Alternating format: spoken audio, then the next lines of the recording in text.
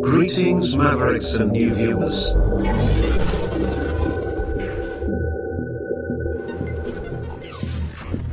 Tonight, direct and live from the Maverick News Network World Studios. This is Maverick News with Rick Walker.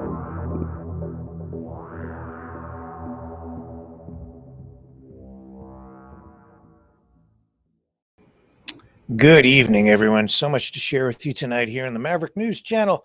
Great to have everybody here. Thank you for coming by.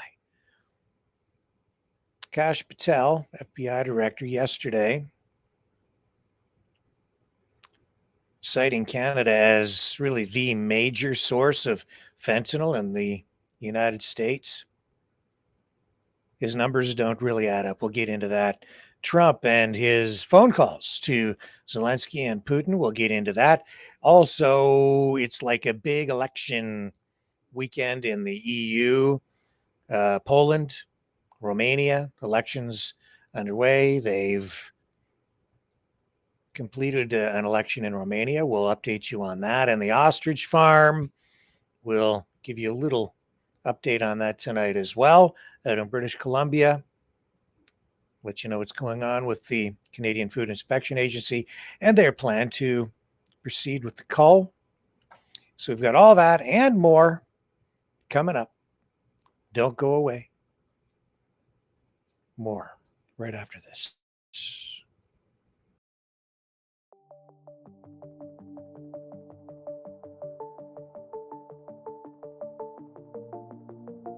Greetings, brave Mavericks.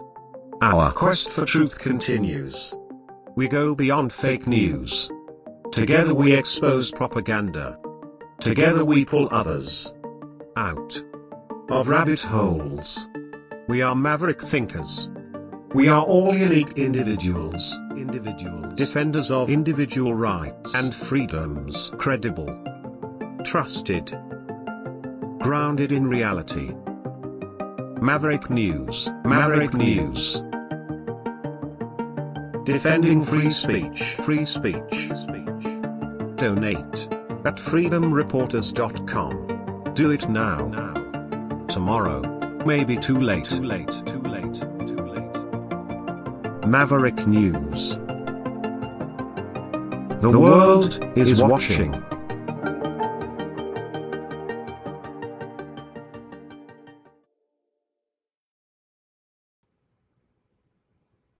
All right, we're back. So Donald Trump, today was the big day for him, talking about peace, Ukraine. He says Trump is saying that ceasefire talks will begin immediately after having a conversation with Vladimir Putin today. So this, after separate calls, not together, between Putin and Zelensky, Trump speaking to each one of them. And I have to say that it doesn't look like we had any major breakthroughs because of these phone calls today, other than Trump is saying that it went well, and it looks like it may lead to direct talks between Zelensky and Putin, or at least Russia and Ukraine. But it still seems pretty shaky at this point. Trump just asked about this moments ago in a news conference at the White House. This was an unrelated news conference. And then, of course, during the Q&A with reporters, this is how it went down. Law enforcement who are here, and our condolences to the families. We're very sorry for your loss. Mr. President, on Ukraine and on your call today that you had with President Putin, you said last week that you thought nothing was going to happen, no advances would be made until you and Putin got together. Do you still feel that way? I think something's going to happen. It's a very big egos involved, I tell you. Big egos involved. But I think something's going to happen. And if it doesn't, I'd just back away, and they're going to have to keep going. Again, this was a European situation. It should have remained a European situation, should have remained, but we have, because the past administration felt very strongly that we should be involved, and we got involved much more than Europe did in terms of the money and all of the things that we gave. We gave massive amounts, I think record-setting amounts given to a foreign. There's never been anything like this, both weaponry and money. And Europe gave a lot also, but they didn't give anywhere near what we gave. We gave probably almost 3 times the amount. And it's just a shame. The whole thing is a shame. The level of death is just a shame. Yeah? Did you ask President Putin to meet with you About what?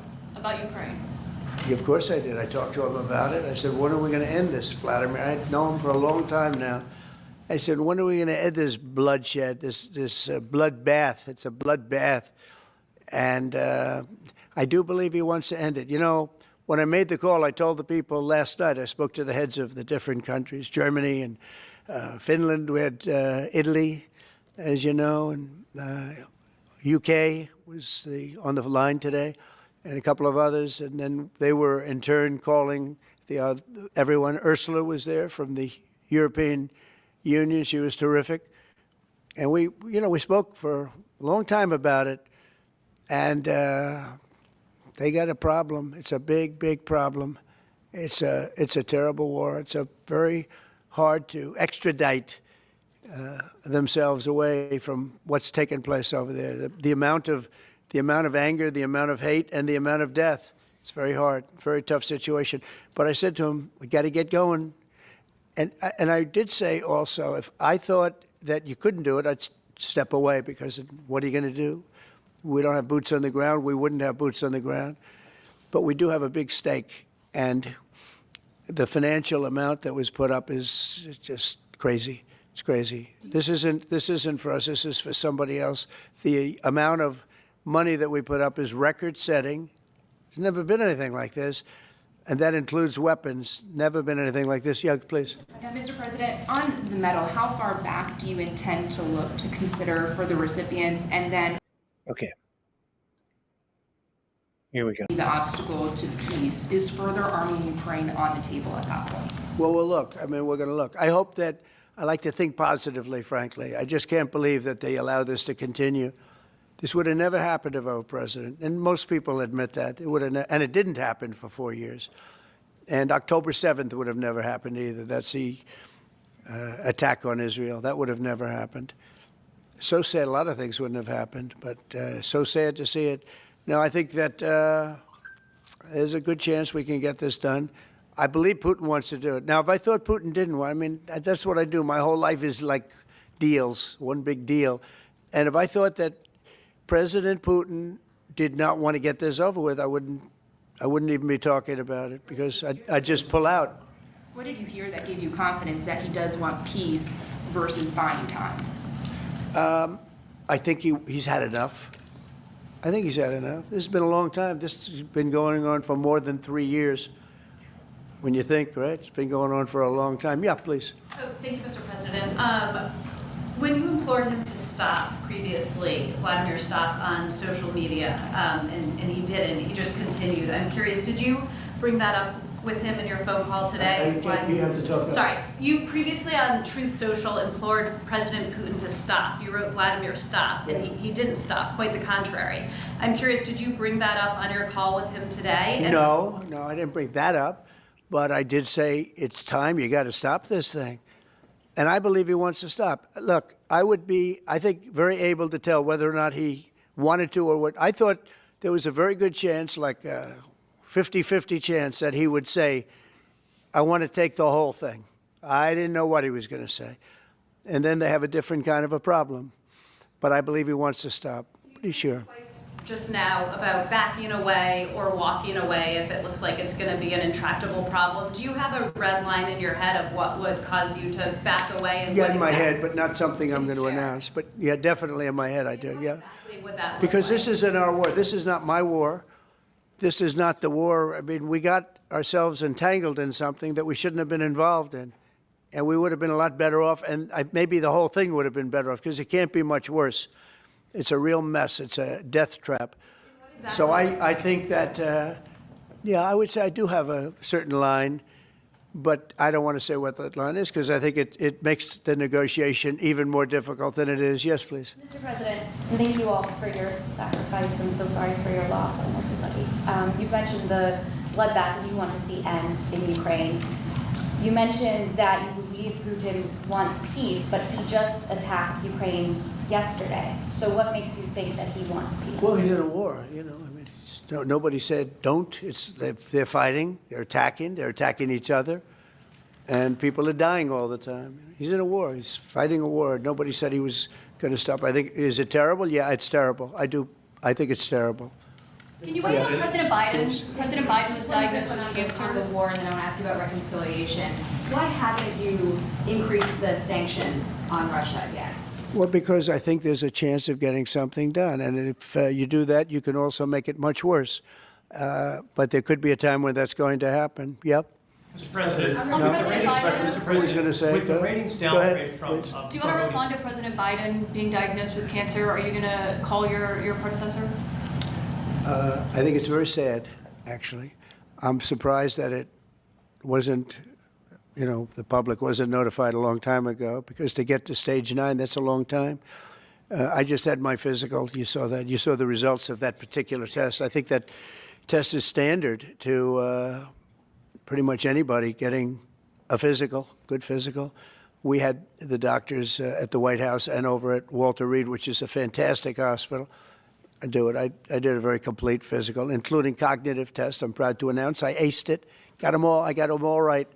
You proud of me? Yes. Your husband would be proud of me for getting them all right.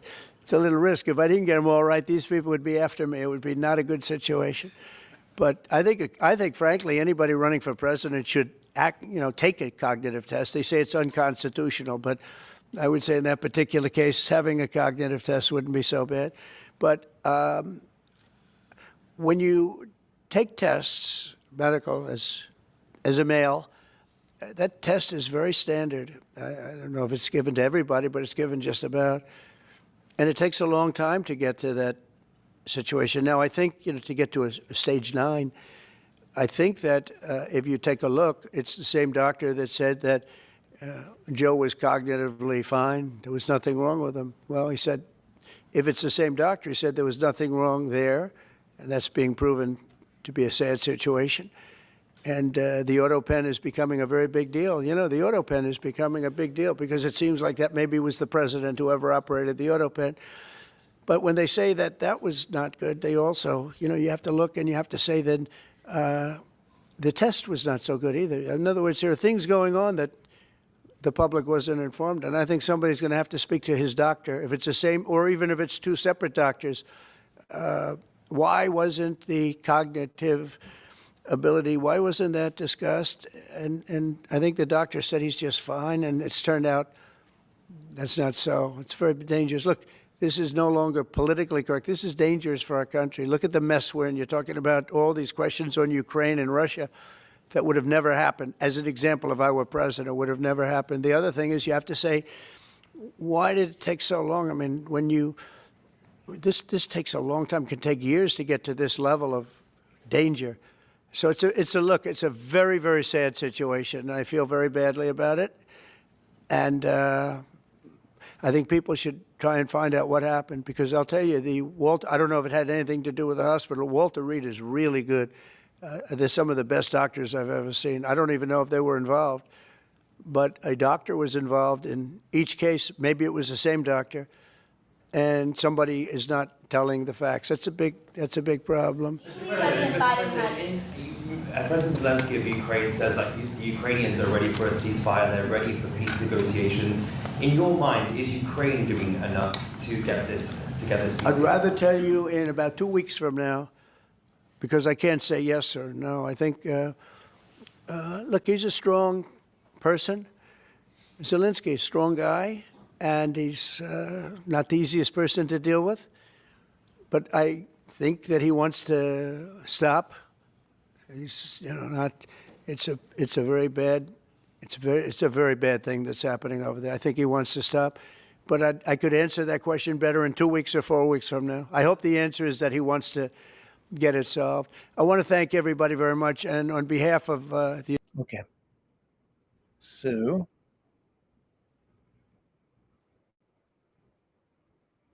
let me, I need to find that tab to end this feed.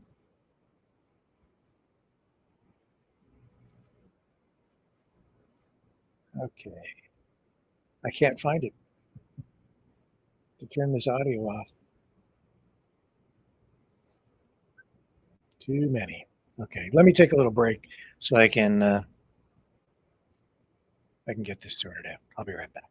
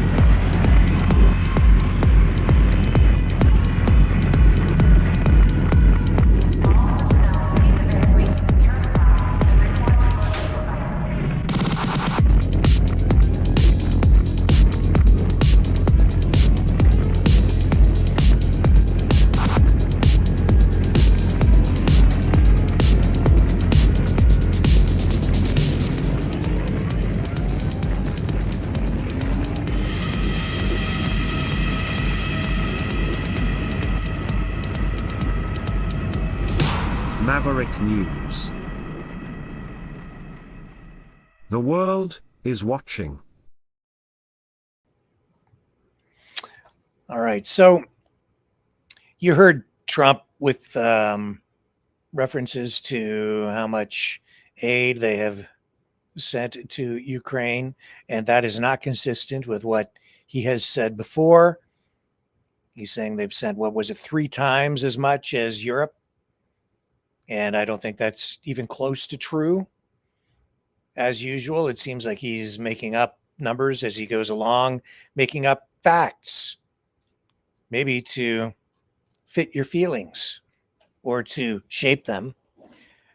Either way, I would say that the details in what he just shared were not entirely accurate. But people have come to expect that, I think, from President Trump, and they take it in stride. Nevertheless, the ramifications from that can be pretty profound. And he's not the only one taking liberty with numbers and facts. Yesterday, we showed you this. Kash Patel, the new FBI director, in an interview on Fox News Sunday morning with Maria Bartiromo, citing Canada as the major source of fentanyl flow into the United States. And I'm going to say to you that this is not accurate.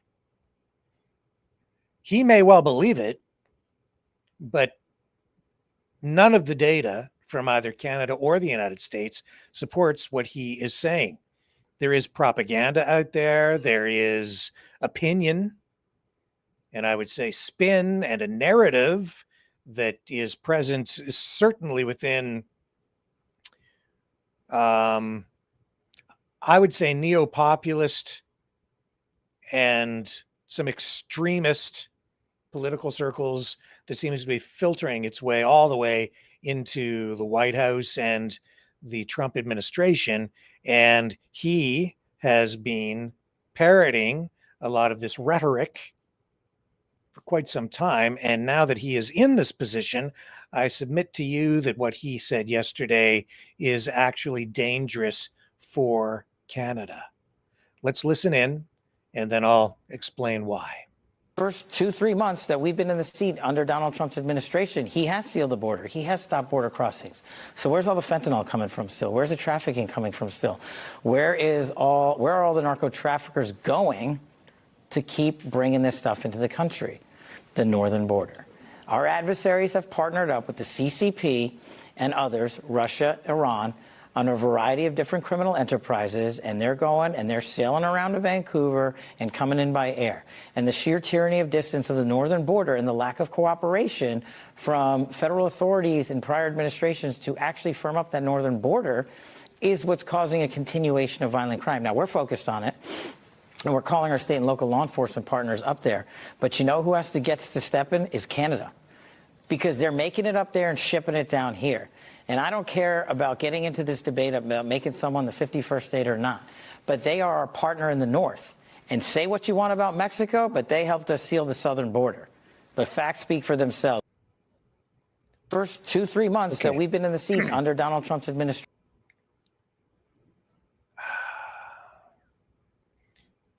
There's a lot more going on here than meets the eye. And there is... Why is he saying these things?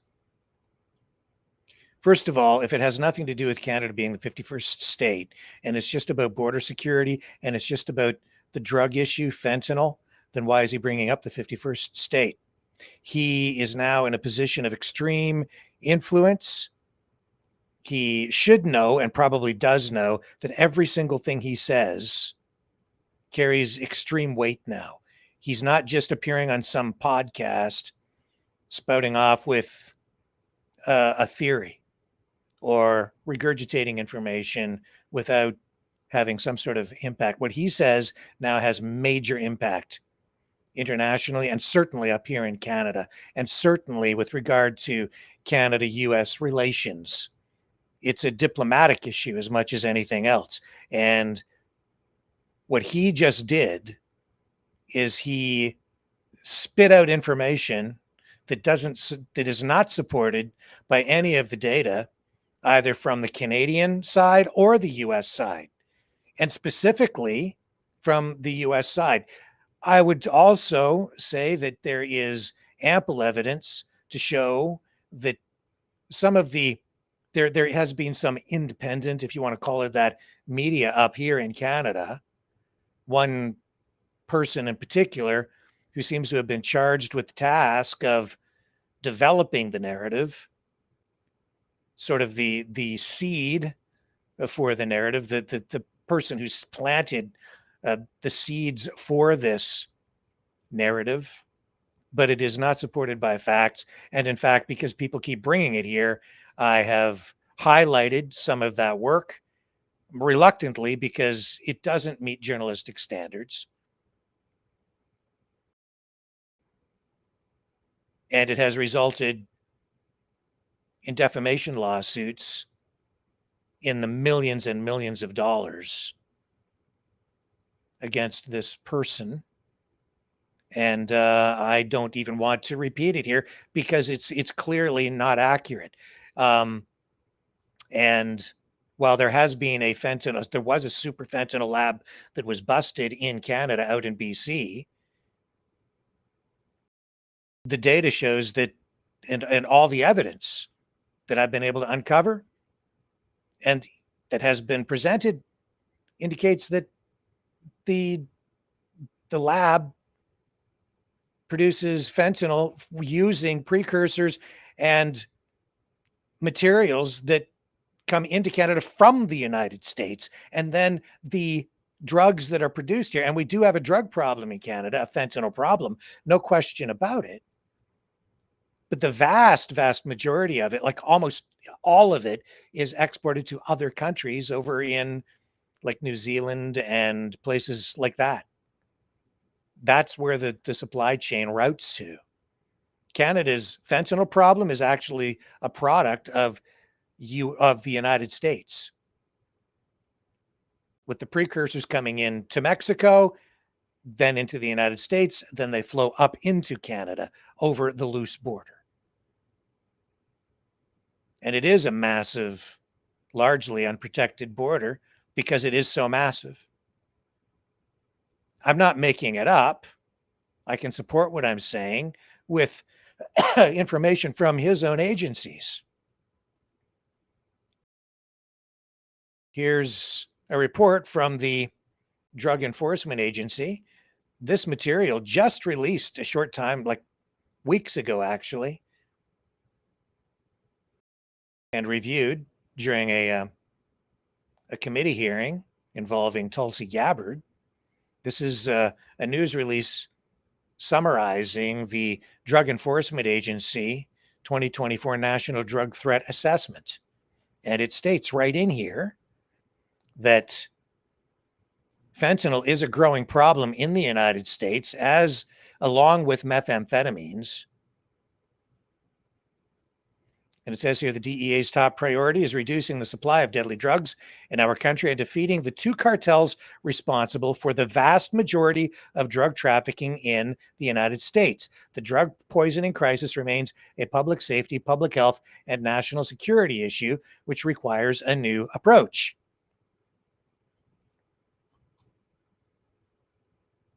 And so, which drug cartels are they referring to? If you scroll down here, let me find it.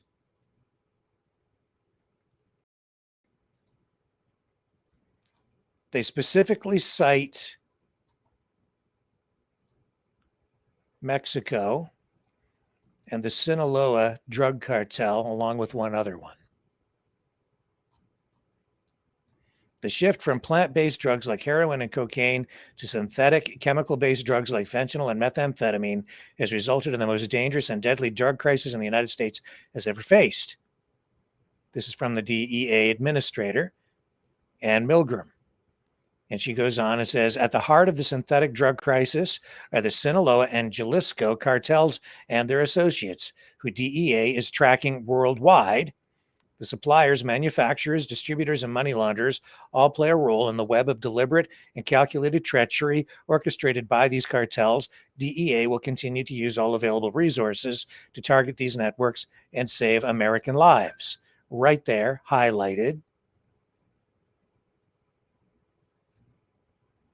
The Canadian statistics also support this, at least on the Canadian side, showing that 1% or less of all fentanyl going into the United States comes from the Canadian side. On the other hand, almost all, well over 70% of the fentanyl on the streets of Canada comes from the United States.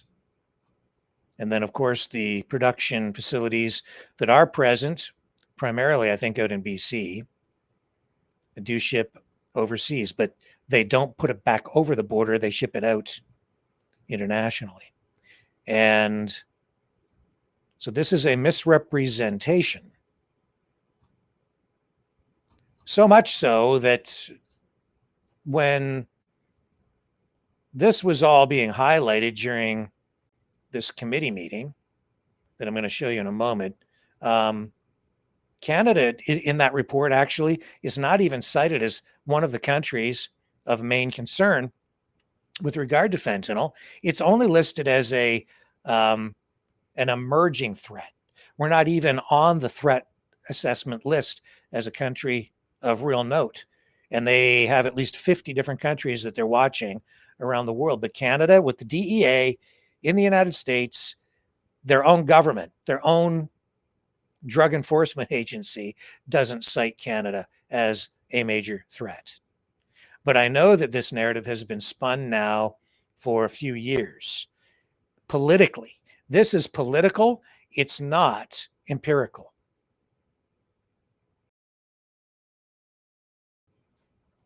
And it was political during the federal election in Canada as well. Here's Poilievre, Pierre Poilievre, former leader, sort of leader, but not quite, because he lost his seat in the federal election, talking about it. I believe this was during the election. We're going to scan the shipping. We're going to scan the shipping containers to keep the fentanyl ingredients out of our country. We're going to lock up the drug kingpins that have made Canada the fentanyl capital of the world. Those are all steps that Trump is demanding, but more importantly, they're all things that we need to do to secure our... No, we're not the fentanyl capital of the world. That was, if not a straight up lie, to just score political points, certainly a misdirection. Canada is not the fentanyl capital of the world. Like all countries these days, we do have a fentanyl problem. We have homeless people with drug addiction issues living in tents. I'm aware of it. We have it even here in our own hometown. I'm not happy about it. I'm obviously concerned and would like some things done about that. But to get to an actual solution, you need to start dealing with real facts. And Tulsi Gabbard held to task on this as well during that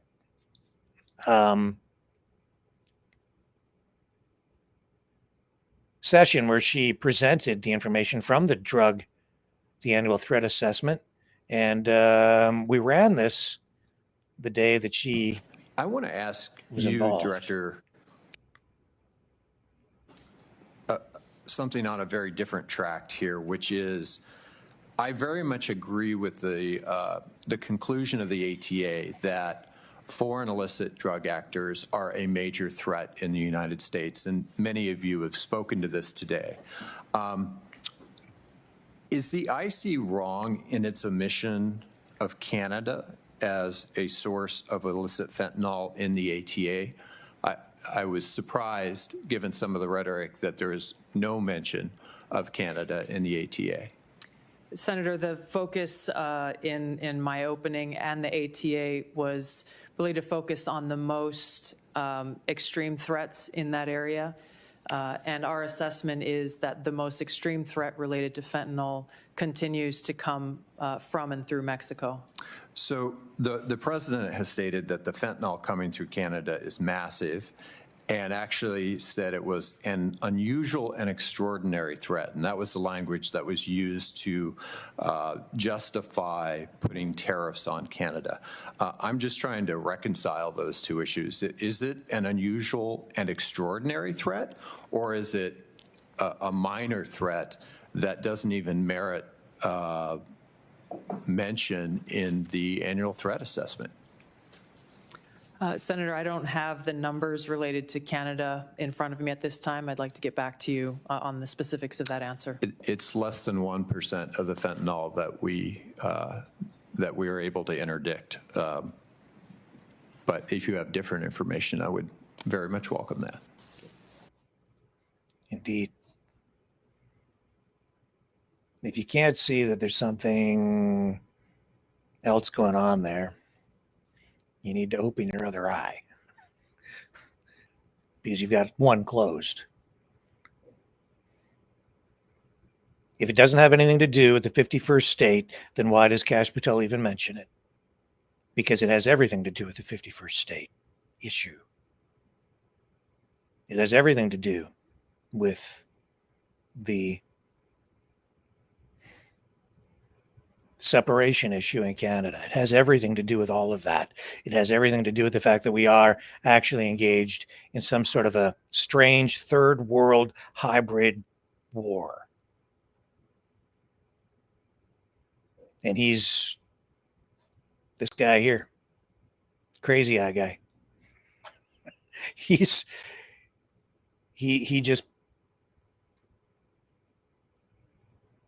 fired another shot across the bow.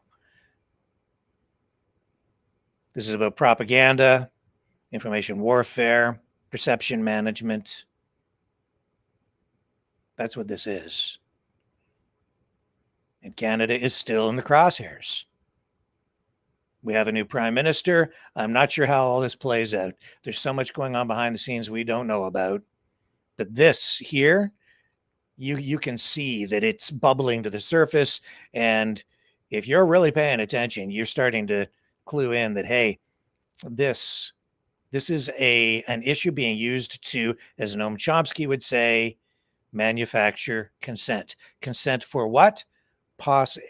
We don't know, but I would say possible intervention. I don't want to use the word, I don't want to go too far here, because I want to scare people, and I also don't want to ring any alarm bells on any social media platforms. But this is very serious. What he just did, what Kash Patel did in that interview was alarming and should be alarming to all Canadians, because before he was FBI director, when he would say things like that, it didn't carry that much weight. And so he did, if you're going to say something like that and you're not in a position of authority, then you can say things, but you generally have to go find attribution to back it up. Now that he's the FBI director, that carries some instant credibility with it. So if what he says, people take seriously, even if it isn't true. It's the same thing with Donald Trump. If you're the president of the United States, you can make things appear to be true that aren't true just by saying them, because you have a position of authority and public trust. And therefore, a lot of people will just instantly believe you because they see you as an authority figure. And with authority comes perception, or a perceived level of credibility in anything you say. So if you lie, you can lie, and a lot of people will instantly believe you just because you're in a position of authority. And therefore, you can create a reality in people's minds just because you're the president. If the FBI director says something is so, a lot of people will say, well, it's just so then.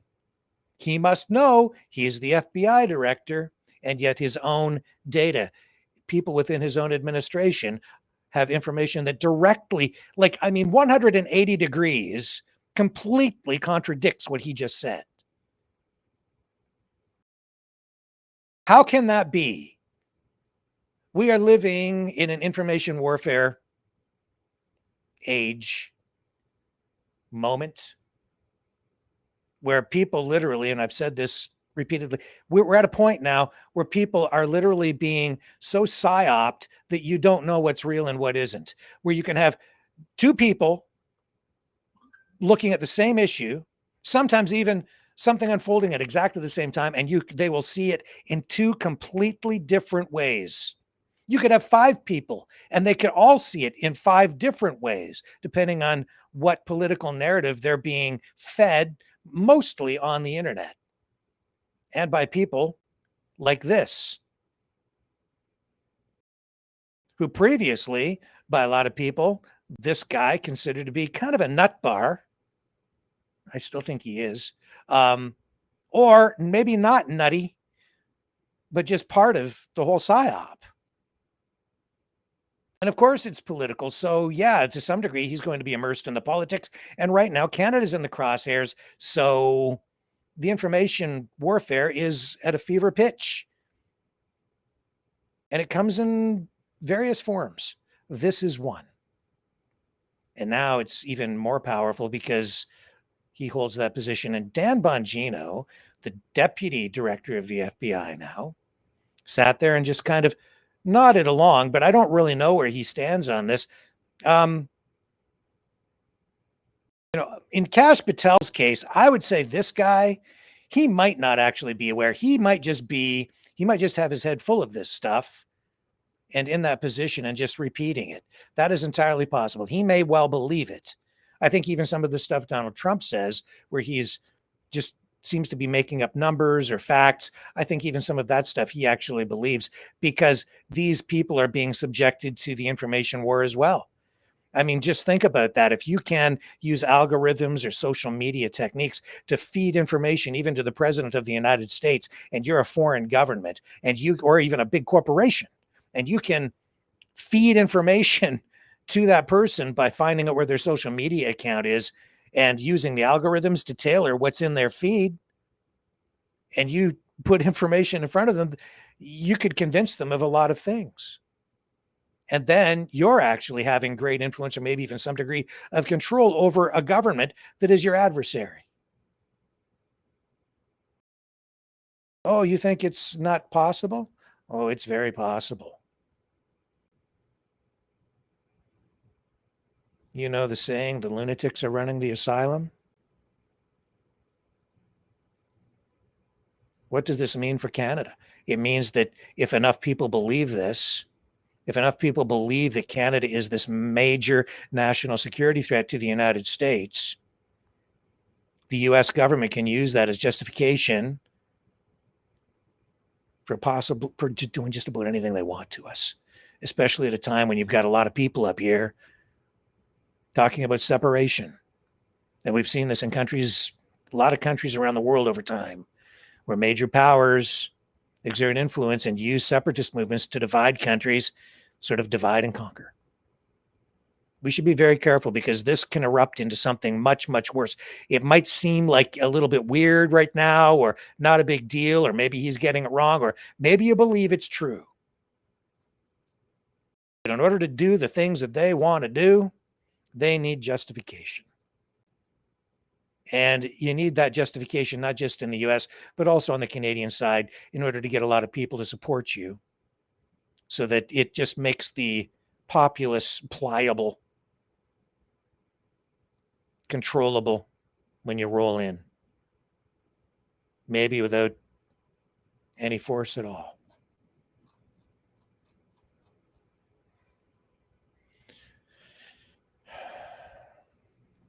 Dangerous, dangerous times.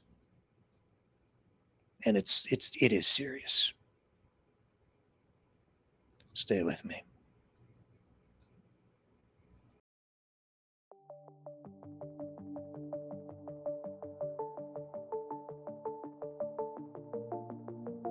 Greetings, brave Mavericks. Our quest for truth continues. We go beyond fake news. Together we expose propaganda. Together we pull others out of rabbit holes. We are maverick thinkers. We are all unique individuals, defenders of individual rights and freedoms, credible, trusted, grounded in reality. Maverick News, Maverick News. Defending free speech, free speech. Donate at freedomreporters.com. Do it now. Tomorrow may be too late. Maverick News. The world is watching.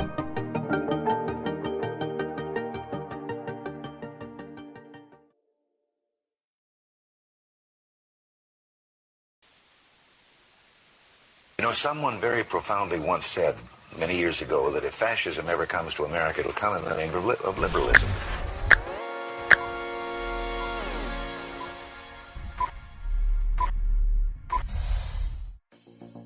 Well, I think it's time we ask ourselves if we still know the freedoms that were intended for us by the Founding Fathers. If we lose freedom here, there's no place to escape to. This is the last stand on earth. The entire world is watching. Every dictator, every crazy dictator in the world is watching.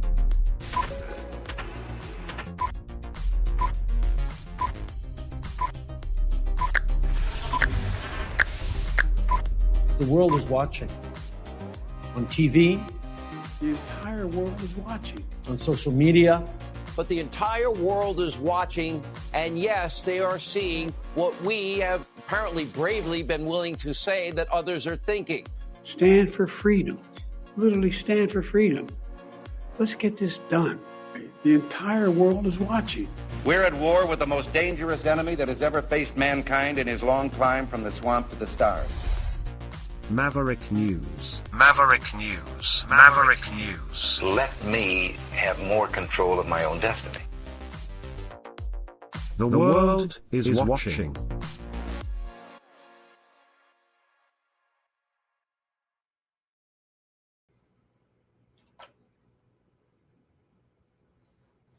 Just dipping in here to the chat.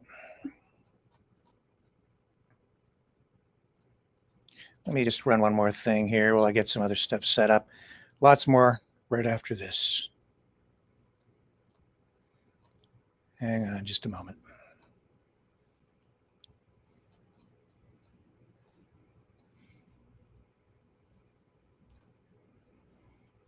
The information war is raging.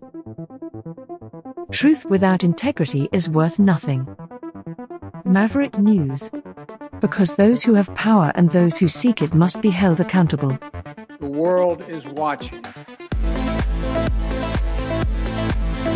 Join our family of truth seekers. Donate today and add your voice to the chorus of Maverick Knights.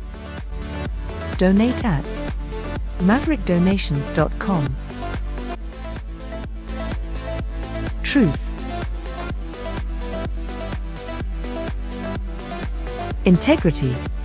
It's the Maverick way.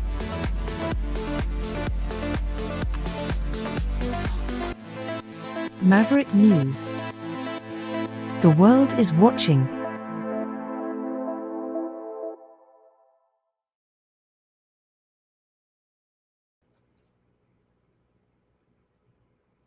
Hey, Jubilee.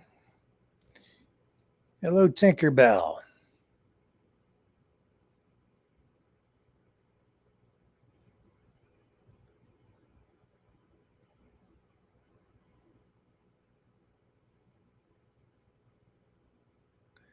And I'm just reading your comments, Anasty. Haven't seen you in a long time.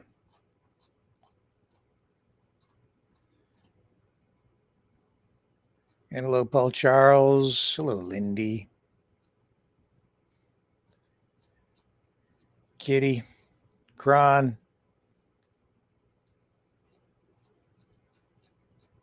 Chat is active. Yeah. The Lovely says the U.S. has to restrict what it sells to Canada. Hey there, Dragon. Hello, sir. Okay. So what else we got going on here?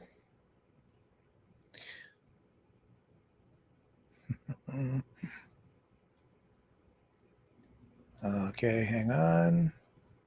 Okay. So, the Mark Carney, Prime Minister, met Pope Leo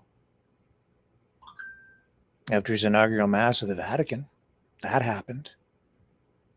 And it looks like the Vatican might end up hosting the peace talks between Ukraine and Russia. Well, that is possibly in the works.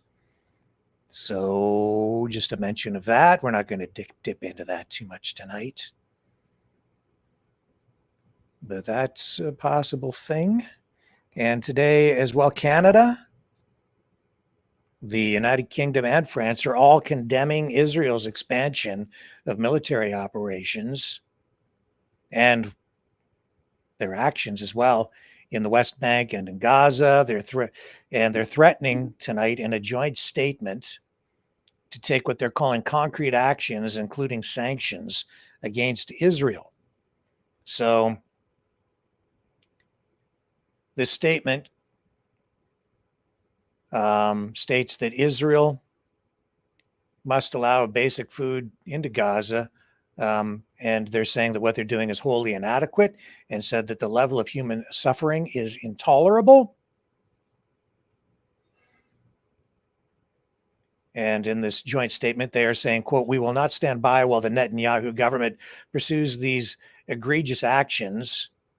The statement continues and says, "If Israel does not cease the renewed military offensive and lift its restrictions on humanitarian aid, we will take further concrete actions in response." And the statement says that the three countries have always supported Israel's right to defend itself against terrorism, but called the escalation disproportionate.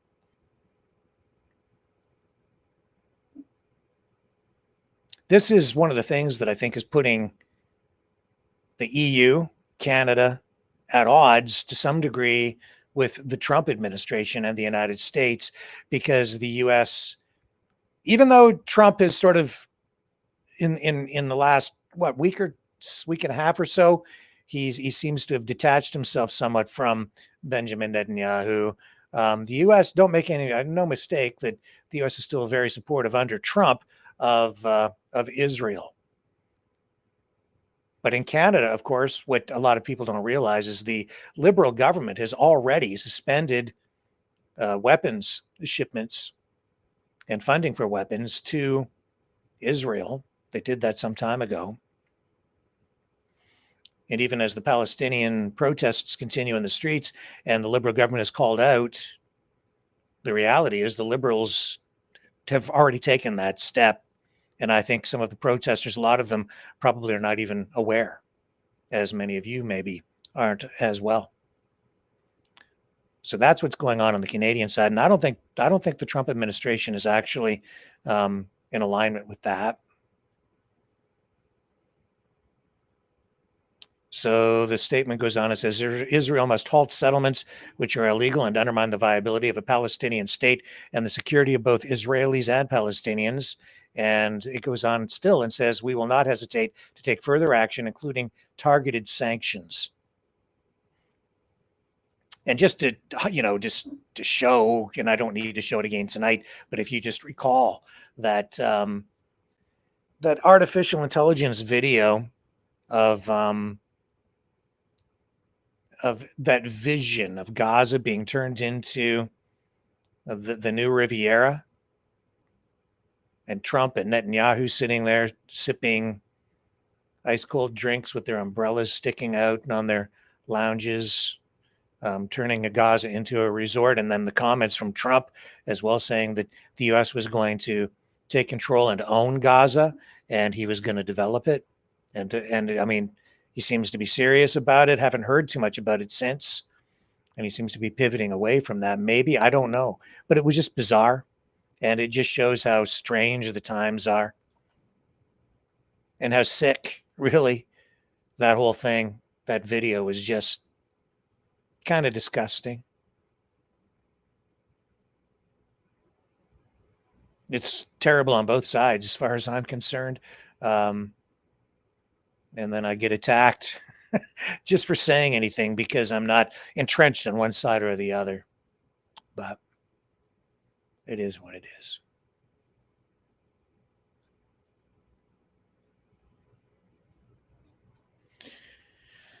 Yeah.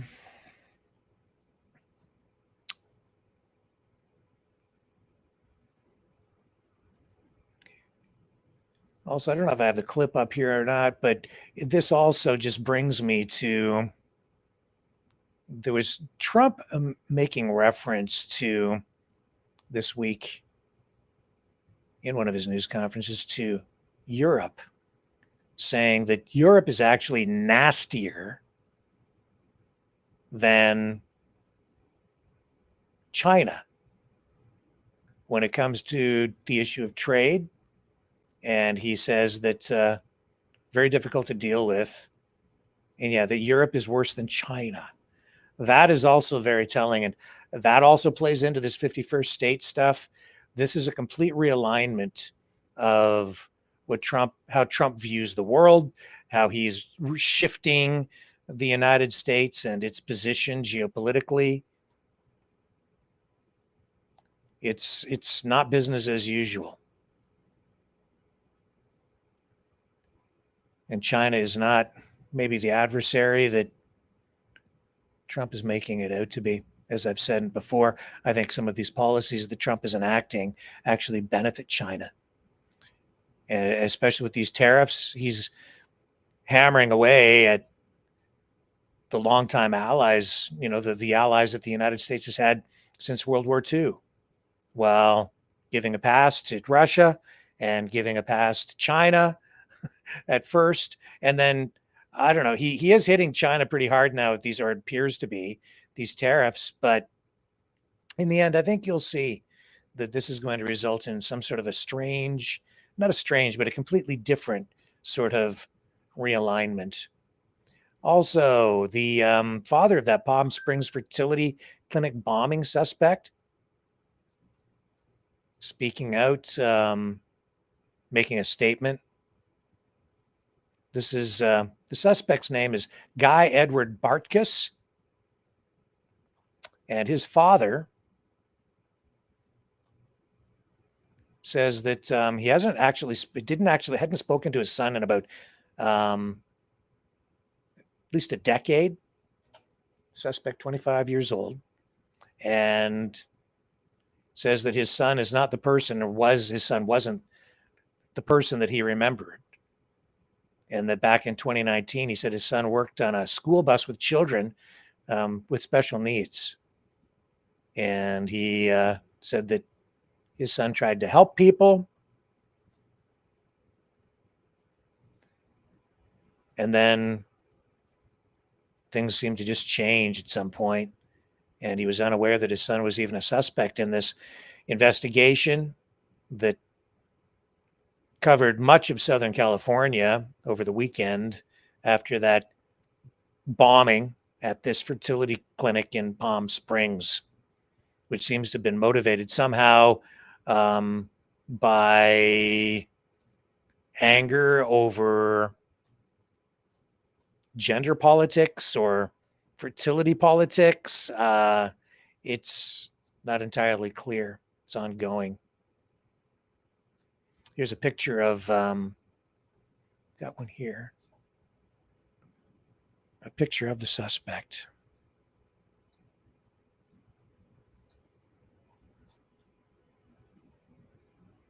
And there it is.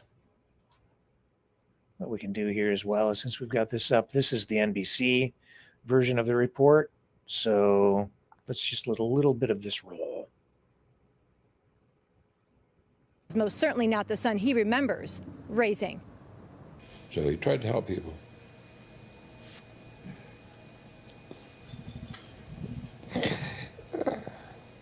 He's a good kid. The 29 pounds he just changed.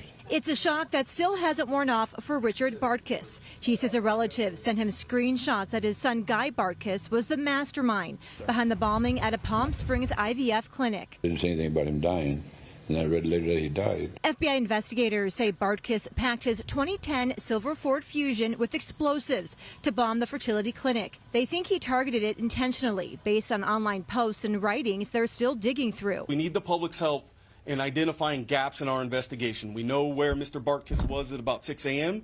We know the timeline of when he entered the city. However, we need the public's help for identifying where he traversed within the city before the explosion went off. Bartkus says as a kid, his son was fascinated by how things worked. You make a smoke bomb, a stink bomb, the kid things.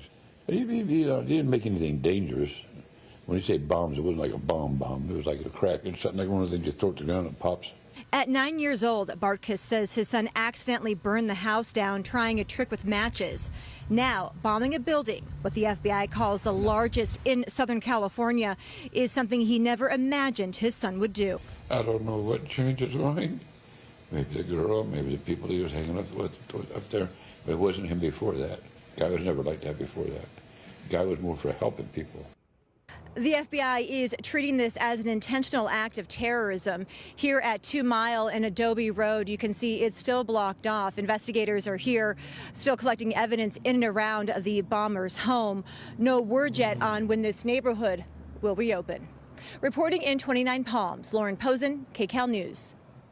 And I do apologize, I misspoke. That wasn't NBC, that was KCAL, CBS.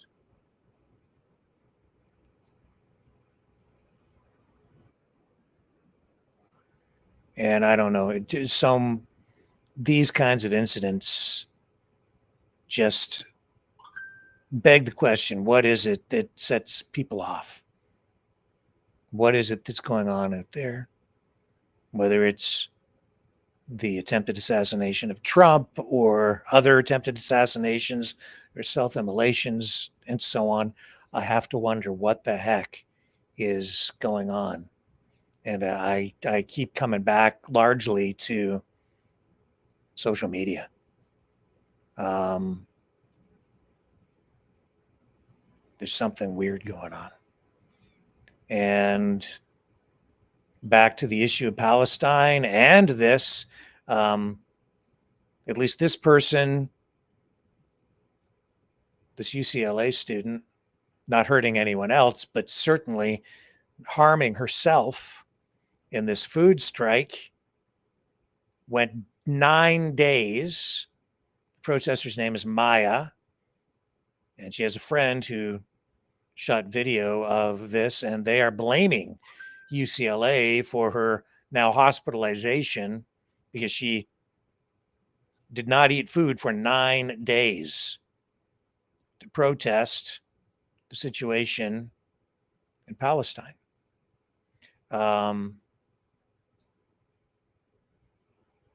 Here, I'll bring it up and I'll show you. She was taken away by ambulance. And she was posting regularly on social media. I wasn't even aware of this until just a short time before we began tonight's broadcast. This is what happens when UCLA ignores their students. She's going to the hospital. She just passed out.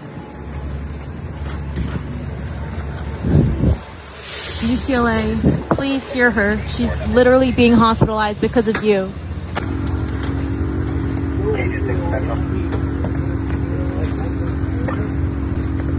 This is on you, UCLA. Hi, my name is Maya, and I'm on day 6 of my hunger strike. Although there has been no response from UCLA about my hunger strike, I have been made aware that they know about the strike and they are monitoring it. UCLA claims to care deeply about the health and safety of its students, yet has failed to directly speak to me about my hunger strike. Many people do not know just how involved UCLA and other universities across the country are in the Palestinian genocide. Universities and institutions of learning are run like for-profit businesses. They hold billions of dollars in investments and private equity funds. This means the people who run this university directly profit from the slaughter of Palestinian children. I'm going to read from Unmasking UCLA, which is a white paper made by diligent activists at our school who have been researching and talking about divestment far before I've been here.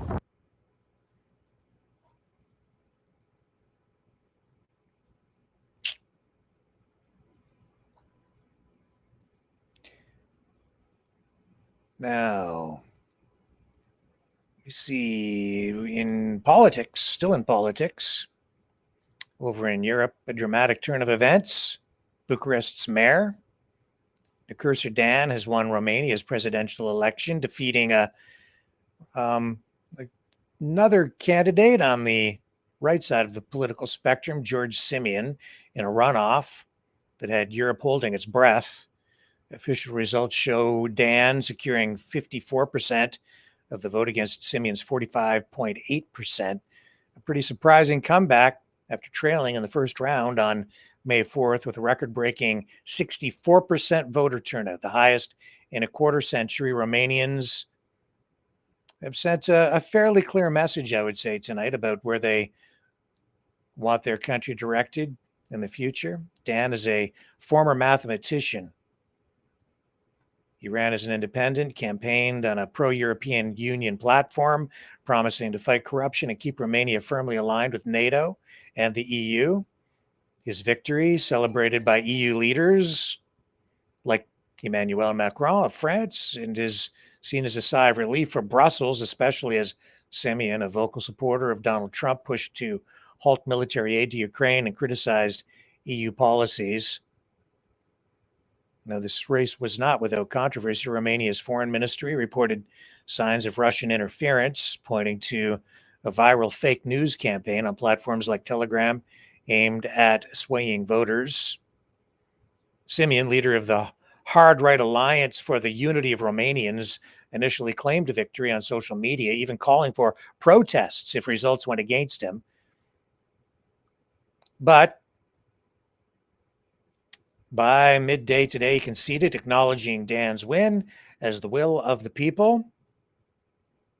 And this election follows a turbulent period for Romania. Last year's presidential vote was annulled over allegations of Russian meddling and campaign violations tied to far-right candidate Georgescu, who was barred from running.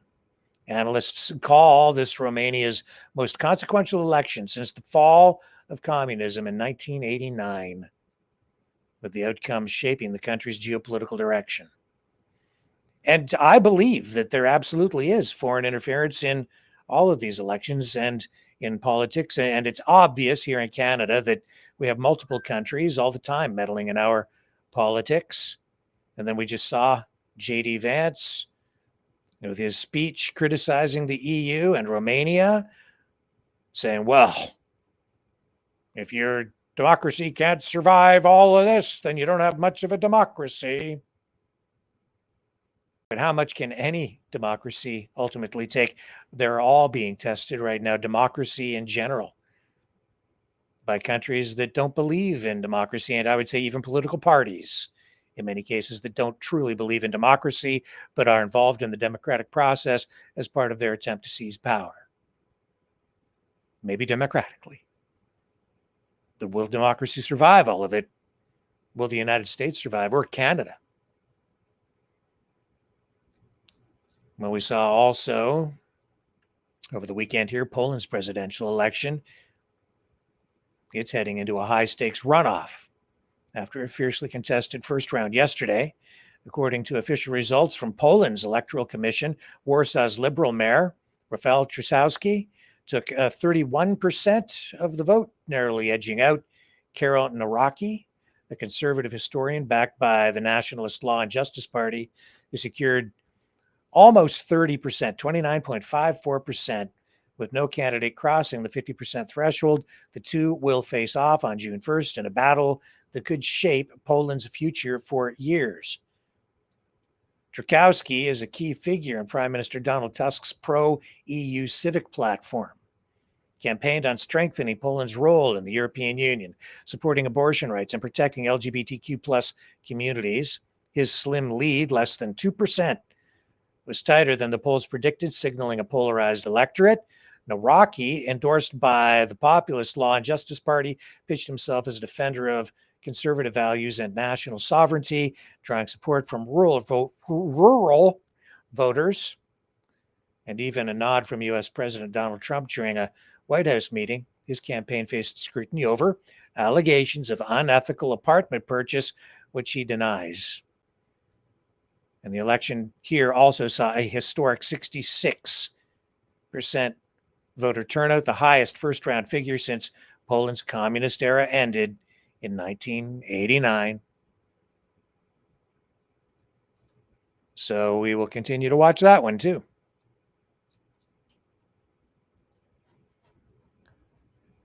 Poland, actually fairly powerful, pretty powerful country these days with a very robust military and very much in alignment with what is going on in Ukraine and aligned with Ukraine. A lot of support, strong support from Poland. Probably, I would say, on the European front, maybe the strongest. And I think that is because of their knowledge and the very recent memories still of what it was like to live under the old Soviet Union, and the strong desire, as not that they were, the Poland situation was a little bit different than some of the other Soviet bloc countries, but still they wanted to get out from underneath the boot of the Soviets, and the country has been completely transformed since then, and they don't want to go back.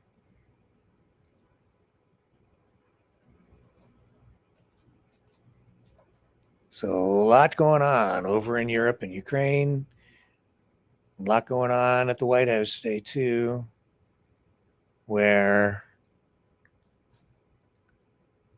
Caroline Leavitt, the White House press secretary, during today's media conference with the White House press corps, asked about the downgrading of the U.S. credit rating. And her response is that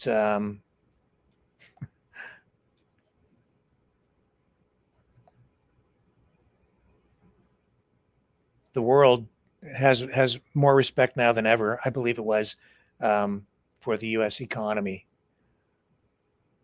And then also asked about the tariff situation and China. The answers don't really jive with reality in a lot of these cases, because Trump, of course, came out hard against Walmart, which has warned that a lot of prices are about to go up because of the tariff war that Trump has initiated, specifically against China, because so much of the stuff from in stores like China comes from, or in Walmart's, comes from China. And so they're saying prices are going to go up, and Trump is saying, no, that's not true. The countries that produce these goods will absorb the cost. And Caroline Leavitt echoing that today. But history has shown that that's generally not the case when tariffs are imposed. Thank you, Caroline. President Trump and his top economic aides have repeatedly said that Americans will not pay the cost of tariffs. In fact, last week, Lutnick said people have to drop the, quote, silly arguments that consumers would pay the cost. But over the weekend, as you know, the president posted that Walmart should eat the tariffs and not charge the value customer anything. I'll be watching, and so will your customers. So does he acknowledge that if companies don't absorb the full cost, Americans will have to pay? Well, first of all, the CEO of Walmart made those comments about the tariffs on an earnings call where CEOs, I believe, are legally obligated to give the most dire warnings and forecasts to their investors and stakeholders. The reality is, as the president has always maintained, Chinese producers will be absorbing the cost of these tariffs. And that is why China was so quick to hustle to the negotiating table with the United States of America. They need our markets, they need our consumers. And I would again point you to the inflation report that came out last week showing that inflation is declining in large part because energy prices are dropping across the board in this country because of the president's robust energy agenda that he has taken since January 20th. So the president is committed to ensuring that prices remain low for American consumers, and he maintains the position that foreign countries will absorb these tariffs. Highly, highly, highly, highly, highly unlikely. History has shown, and the realities of the laws of economics have shown that when tariffs are imposed, it not only results in higher prices from the imported goods, which are subject to tariffs, because it's a tax that is imposed at the border as the goods come in, and the purchaser, in this case it would be Walmart, ends up paying those tariffs at the border as part of their the brokerage and importation taxes. So they pay the tariffs there. Then those goods are delivered to their warehouses and then end up on the showroom floors. And when you go pick it up, if there's a 25% tariff, you're going to see a good portion of that applied to the sticker price on whatever it is that you're buying. But not only that, when you have tariffs imposed, it also often results in higher prices on domestically produced goods as well. So if you have, for instance, an automobile that is produced in another country and it is subject to, say, a 25% tariff, the price of that imported car or truck is then increased by 25%, and you pay that. So you would think then that you wouldn't buy that. You would go down the street and buy the Chevy or the Ford or maybe the Honda or whatever it is that's produced inside the United States borders. And you would and the price wouldn't be affected. But that's not generally what happens. What happens is those other cars, those car makers, those cars produced domestically, the prices of those go up a bit as well. Not usually as much as the full tariff, but because the competing product price has increased, it reduces competition for the domestically produced product, price competition. And now you've got a bigger window of margin that you can apply to the product that you produced domestically. So if it's 25% more down the street, you can put your price up 15% and still be 10% less than your competitor, make more money, charge the consumer more, and still be less expensive than your competitor down the street, which is under penalty of tariff. And the consumer loses on both ends. That's generally how tariffs work. That's why I said the other night, if someone is framing this in a way that they're trying to suggest there's going to be a winner or a loser, that the United States is going to win the trade war, China's going to lose, or Canada's going to lose, and the U.S. is going to win, whatever. In the end, there isn't really a way to win, except to have the thing end. If you're imposing across-the-board tariffs like this, Canada's approach, as most countries in response, is being more targeted to specific industries, not across the board tariffs on everything, but certainly certain goods. And that's about the best you can do to combat this kind of thing. You can't leave yourself completely vulnerable and not retaliate in some way and apply pressure. Otherwise, the end result will be that eventually, you're going to see an erosion of your industry. In this case, Trump wants Canada's auto plants shut down, and he wants them all shipped to the United States. They want to shift all that production. If you just leave it alone, that's very likely what ultimately in the end will happen. But the United States still would not win. The reason they wouldn't win is because Canada will end up trading with other countries more and less with the United States, and will end up not buying as many, if any, cars from the US. So they'll lose access to the Canadian market and will end up trading with other countries. Unless, of course, they take us over as the 51st state, either willingly or unwillingly, who knows? But with Kash Patel putting out a narrative that portrays us as this major existential security threat to the United States because we're now the world's leader in fentanyl production, which is not true. Who knows what the hell is going to happen? Very dangerous stuff. Okay, on the Ostrich story, we're seeing tonight that CBC is reporting. Oh, here it is right here. That the Ostrich Cull will go ahead as, let me see if I can get you the actual. I've got a headline list here.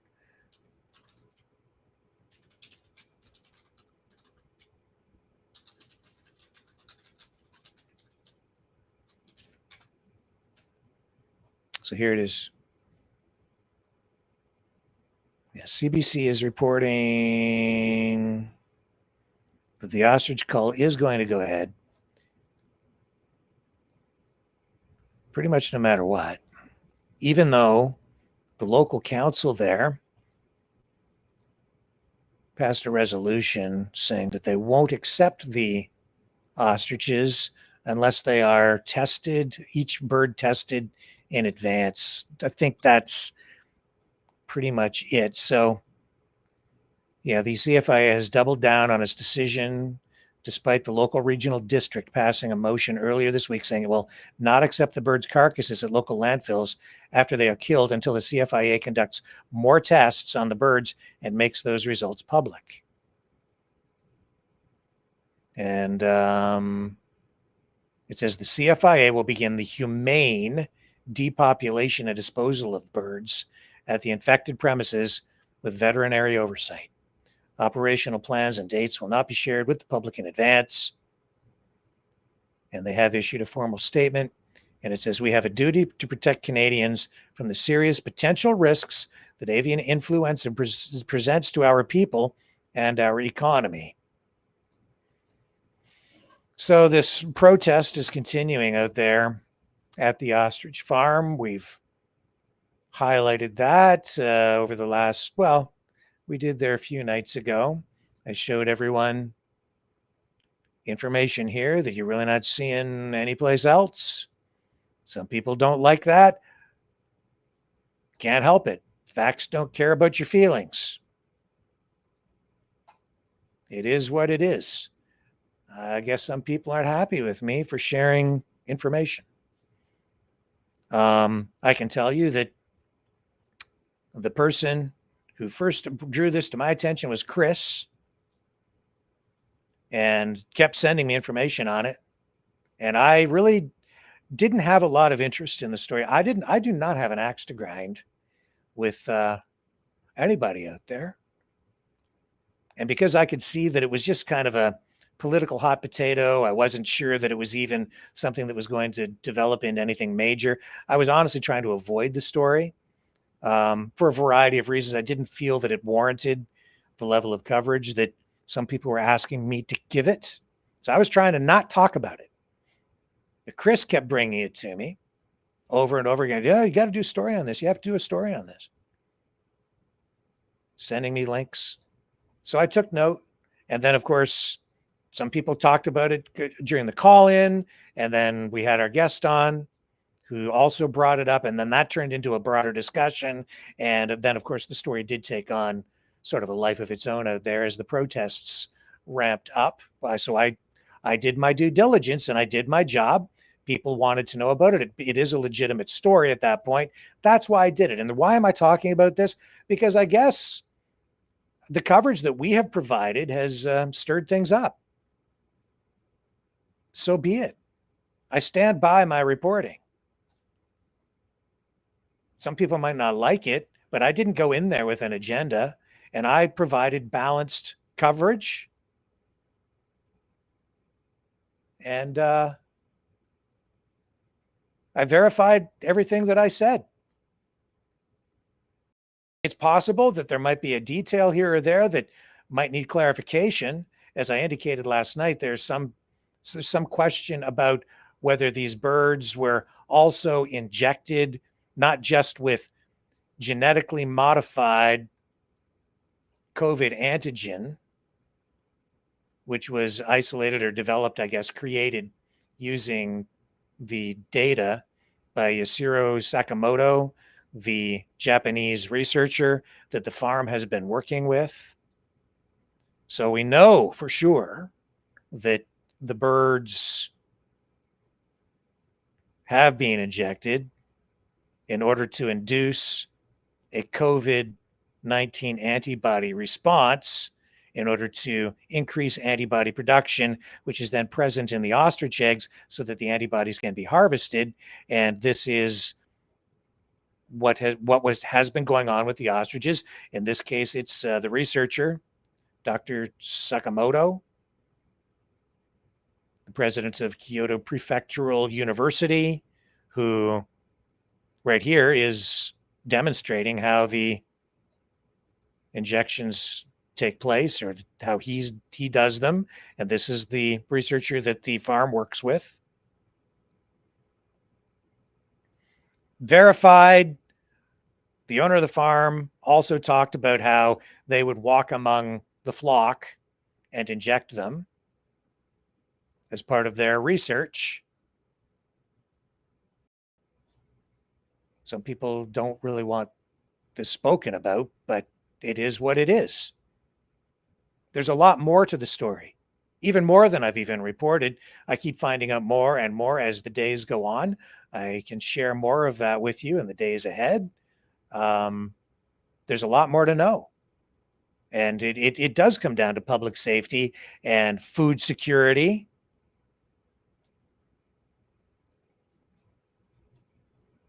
Which is what the CFIA is engaged in out there. They're concerned about food security too. Different people have different perspectives on how that should be handled.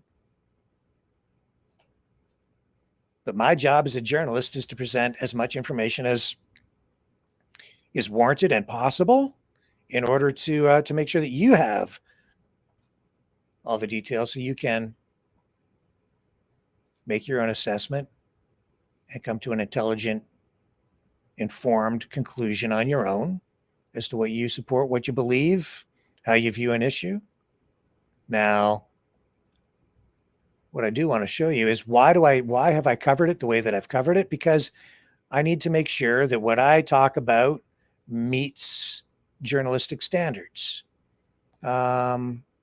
So being kind of old school, that means looking at, if possible, all sides of a story and adhering to journalistic ethical standards and informational standards. Let me find this one. I'm going to find this from the Canadian Association of Journalists and their code of ethics, which I do take seriously, try to abide by them, live up to them. And here I'll show you their page, and I'll show you exactly what it is that I am referring to here and why I covered this story the way that I have covered it and continue to cover it. It's called false balance. And what it means is there's more to some people have said to me, keep your opinion out of everything, Rick. You're not supposed to have an opinion. You can take that view. And certainly when I was a field reporter, that certainly applied to a great degree. But then, as now, and especially now, but even then, there's more to covering a story and being an actual journalist than just allowing one person to say one thing and somebody on the other side to say something else and then just leave it at that. That's what you can then run into a thing called false balance, referred to here. Number one thing on discussion papers under the ethics tab on the Canadian Association of Journalists website. Journalism, I'll just read you some of this to explain what I'm talking about. Journalism is an evidence-based endeavor. The work we present to the public upholds professional standards of verification, freedom from influence, and vetting by peers before publication. We uphold the same ethical standards for our sources, whether human or written. We do not open a floodgate on all voices and information put before us without subjecting them to critical review to determine they meet basic standards of veracity. There are often calls from the public, politicians, and interest groups to present different sides to a controversial topic, and indeed, gathering multiple perspectives is part of our daily work. However, our professional ethics also call on us to ensure that our careful review of sources remains intact and engaged at all times. To do otherwise is a disservice to the public because it may introduce false balance into the public domain. False balance is defined as presenting two opposing views as equally supported by evidence and expertise when one is not. This is particularly problematic when it comes to reporting scientific and health information, artificially creating a false balance of perspectives, even in cases where the science is conclusive. An example would be to present comments about climate change, it says here, by a self-published geologist whose research is funded by an oil company on par with comments by a university-based climatologist with a record of peer-reviewed publications. I would agree with that, regardless of your views on climate change. What is being said here is if somebody's being influenced because they're being paid by an oil company, then they're going to more likely, they're going to give you information that is sympathetic to the oil company's position versus somebody who has peer-reviewed science and is not taking money from a stakeholder in the issue. So while this is a hypothetical example, it says recent history is rife with real-world examples with real-world implications. For example, University of Alberta researchers found evidence that false balance in the media contributed to transplant recipients being reluctant to take COVID-19 vaccinations. So they're using these as examples. My point is that you need to apply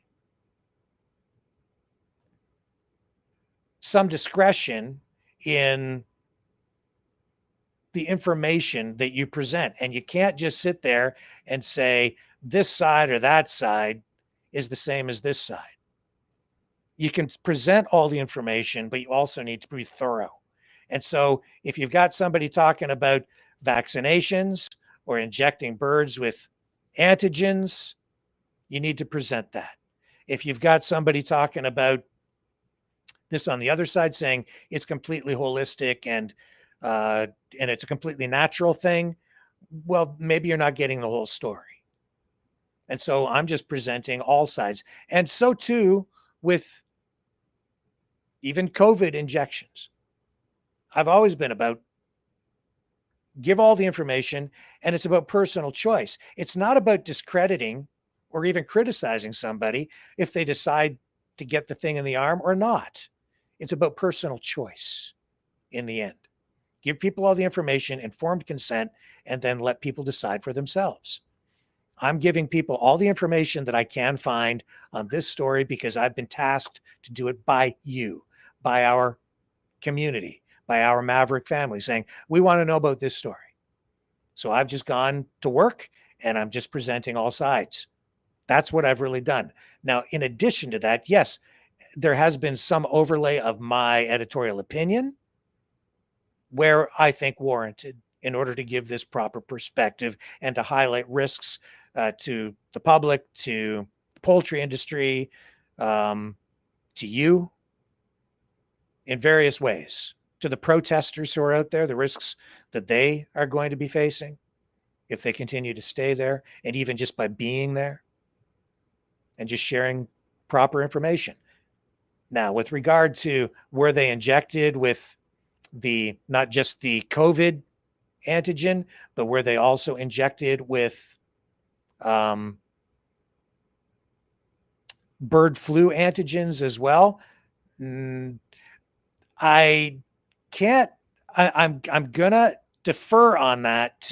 I'm gonna say I still stand by my previous reporting to the degree that there have been many references made to these birds being used for bird flu research.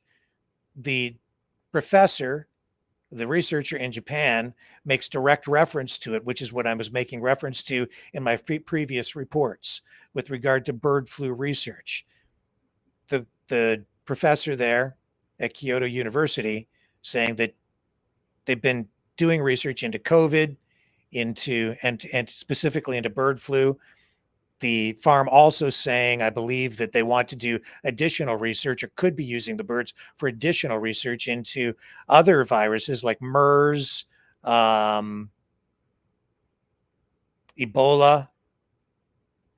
and I think there's some other ones as well. That's what's been quoted in other media reports by the farm owners. And we did have Karen from Universal Ostrich Farm on here as well. Now, there are points of clarification that might come up on certain things as this story continues to unfold. We can clarify. But right now, I'm confident in the information that I've been providing. And some people saying, that I'm spreading misinformation, that others are spreading misinformation. I think even Pat King has come under fire from some of the people out there protesting at the farm. Anybody that says anything that's perceived as not being completely supportive, we're being told by people on social media out there that we're supposed to just shut up, apparently.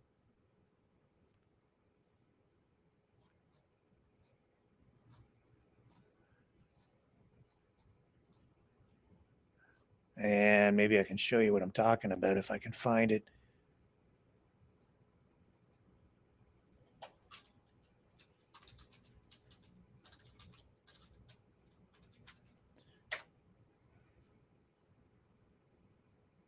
Yeah, I think it's right here. Okay, let me just bring this up and I'll show you.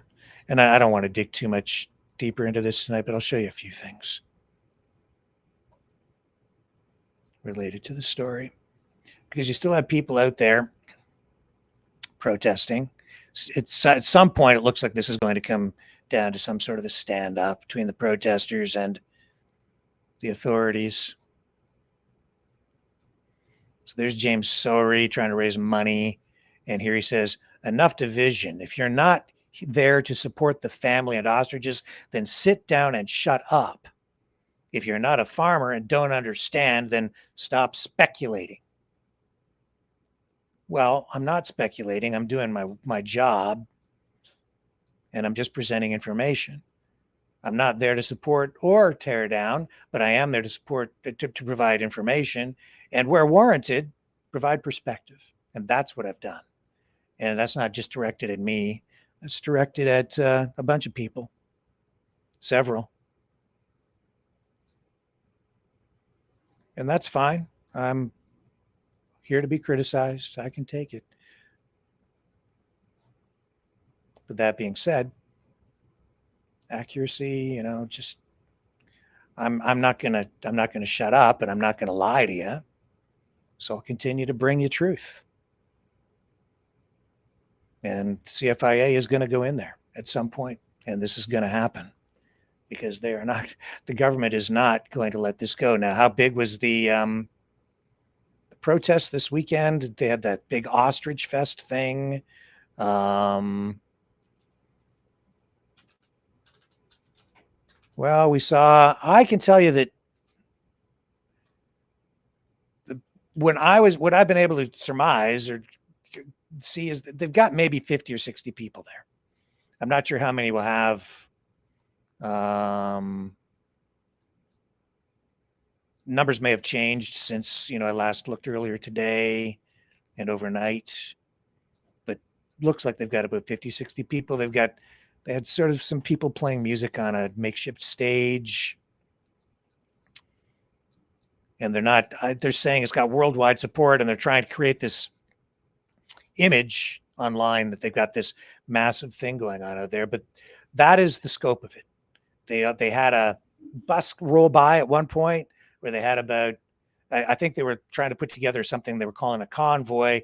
And I think they had a few cars, and they ended up with about 6 or 7 people in total as part of that.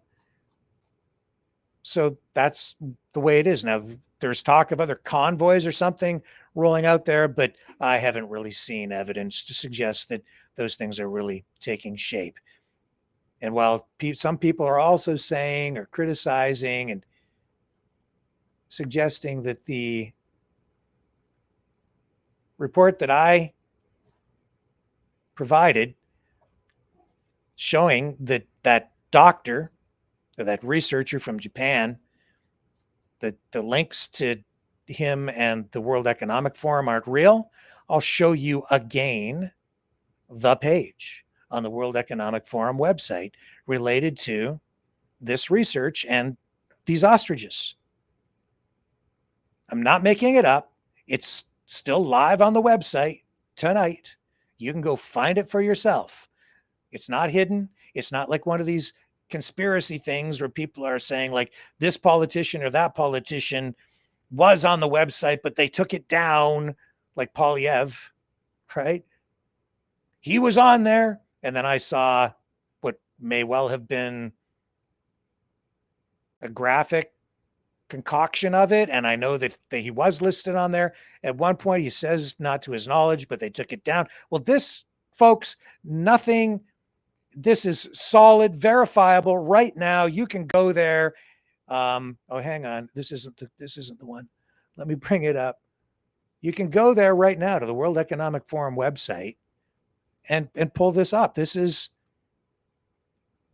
material on there on a page promoting the researchers. Here, I'll find his name. It's right in here in this, promoting his work with these ostriches, the antibodies, and face masks, and impregnating the masks with the ostrich antibodies. It's all right here.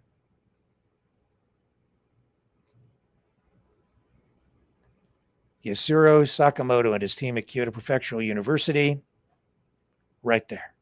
And this is the researcher that the farm in BC is working with. This is what the eggs are being used for, is this work and other work that is related to this as well. I'm not making it up. It's right there in front of you right now. And you can go to this website yourself, this page.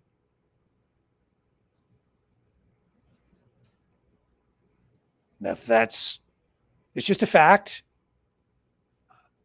You might like it. You might not like it. It's just a fact. People out there are flipping out because I showed this to you. Facts don't care about your feelings. This is what the protesters are out there fighting for. And there's more. There's a lot more. But enough for tonight as we round things out.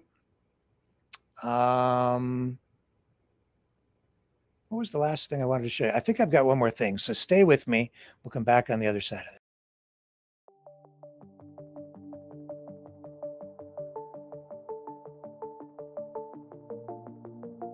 Greetings, brave Mavericks. Our quest for truth continues. We go beyond fake news. Together we expose propaganda. Together we pull others out of rabbit holes. We are maverick thinkers. We are all unique individuals, defenders of individual rights and freedoms, credible, trusted, grounded in reality. Maverick News, Maverick News. Defending free speech, free speech. Donate at freedomreporters.com. Do it now. Tomorrow may be too late. Maverick News. The world is watching.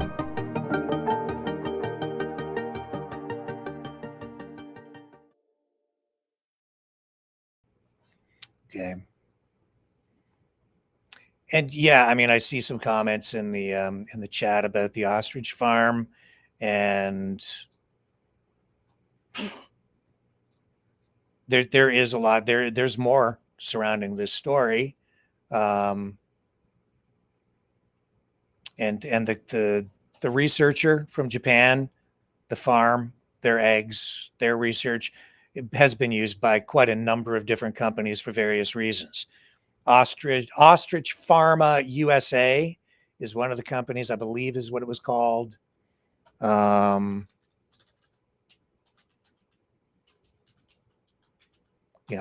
Pharma USA. And then they have this other company called Ostragrow. And people are like, F big pharma. Well, this is sort of, this isn't like regular big pharma, but it is, these are companies that are conducting, using the research of this professor, doctor, they call him Dr. Ostrich out in Japan to develop a variety of products. But the other weird thing about it is, well, we're being told that these birds are going to save humanity. The different companies involved in this stuff, they're really producing things like, well, as I showed you, hair tonic and nasal sprays. Ostragrow, first available product to regrow hair. I showed you some of this. This is the Ostragrow company and Pharma USA. So they're growing hair with it. I also found another company, and this one actually goes back, it predates the pandemic. The work that they were doing with it, it's called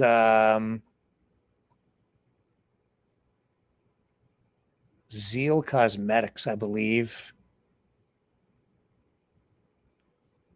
Yeah, right here. I can show you this. So this again, this Dr. Ostrich, this is from back in 2017, at least, and I'm not sure what the association is here today, but he was doing this kind of thing way back then. And this would have predated the farm's involvement, but the guy from Japan was involved with this company. And again, this is about cosmetics. But he makes they're claiming a lot of things with these ostrich antibodies dating back to even 2017, where, like here they're saying antibody, the key element of immunity. Antibody takes a main role in the immune system. It recognizes and binds to particular antigens such as bacteria and virus and suppresses their operation, utilizing its function to recognize particular antigens. Antibody has been used in biology, medical treatments, and medicine. Using an antibody as an ingredient, antibody ingredients utilize the characteristics of antibodies in various fields. The research and development of antibody ingredients started with the use in cancer treatments. Antibodies have drawn worldwide attention because they only function on particular antigens and have very few side effects. Antibody ingredients are expected to expand its field of use in the future. And here you can see this company using ostrich egg yolk extract. How exactly they're doing it, I'm not sure, but and then they say ostrich antibodies. And then I guess this company saying that these antibodies will address all of these different things to some degree. Says anti-ceramidase antibody. It fights staph infections, acne, anti-pseudomonas, I can't pronounce that word, aeruginosa antibody, anti-melanin antibody. So that would be, I guess, sunscreen, maybe. Anti-pollen. So it will protect you from allergy attacks like hay fever. Anti-streptococcus mutans antibody, anti-periodontal bacteria antibody, anti-house dust antibody, anti-influenza antibody. And that brings you back to the bird flu, which he's researching as well now, or has been. But my goodness, it looks like these antibodies will cure just about anything. And yes, again, the farm not directly involved with this, but the doctor that they're working with involved with this and taking the eggs and doing whatever. So I can't, this is just what it is. So if you believe all that, then go ahead and believe it, I guess. But what I have found as well is that a lot of the research being done in these areas is not that robust.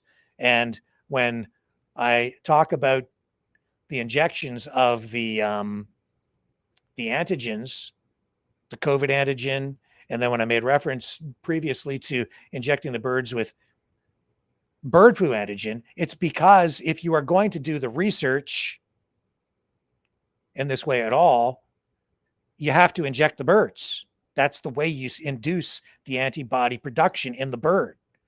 So if you're going to do this research into bird flu, then you'll need to isolate the bird flu virus the specific version, I guess, that you want to stimulate the bird for, then develop the, as the doctor refers to it, a genetically modified pseudovirus derived from the data that you get from the original virus, and then inject the birds. That would be the way you do it. That's certainly the way they've been doing the COVID research. That's the way you induce the antibody production. The birds don't just produce the antibodies normally, nor does your body produce antibodies for everything all the time. If you are exposed to a virus, your body's immune system kicks in, detects that virus as a foreign object or a foreign infection, and then responds by producing antibodies to kill it or to neutralize it, because a virus isn't actually alive to begin with, but it neutralizes it. Your body is an amazing thing. So that's what they're doing. They're artificially stimulating the ostrich's immune system. As I understand it, I'm not a doctor. I'm not a scientist. I'm just a journalist conveying information that I have been able to uncover and share with you. And what I'm sharing with you right now is just really common knowledge where all of this is concerned. So that would be the way this research would be conducted. And I've shown you the doctor himself conducting that procedure, injecting the birds. We know that it was being done at the farm as well. Karen acknowledged that on the interview with me when she was on our program. And here I can, just to show you again that I have tried to be thorough, and I'm happy to have them back on the program if there's clarification that is required on any of these points. Let me bring up this clip of Karen. I can't remember exactly where we were in the interview on this. Working with that migratory path of those ducks. Oh, she's talking about the biosecurity measures that I think were in place or should be in place when handling these things. Keep landing in the same spots. Should we not be preserving, like I said, maybe quarantining and building a resistance to those animals along that migratory path? So do the CFIA rules that they've imposed upon you right now also say that people are not allowed to get near I think you did say that, right? Right now, people are not supposed to be near the birds.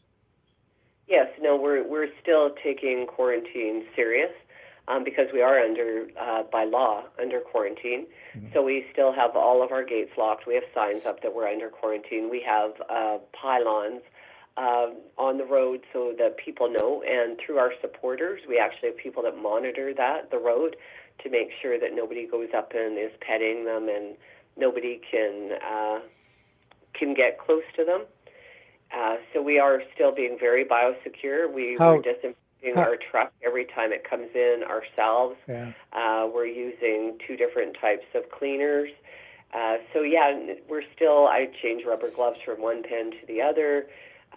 We're doing what the government expects us to do. We know our animals have been healthy for 113 days, so we're not too concerned. They were more concerned about maybe at this point, I think, the soil, but now it's also when the soil hits certain temperatures that it gets burnt out into the soil, and we're at plus 24, so. And we were very cautious also in the beginning. The government told us to use Prevail, and Prevail 5 minutes upon contact kills the virus. And we were like, wow, that's pretty incredible. So we went out and bought a bunch of Prevail.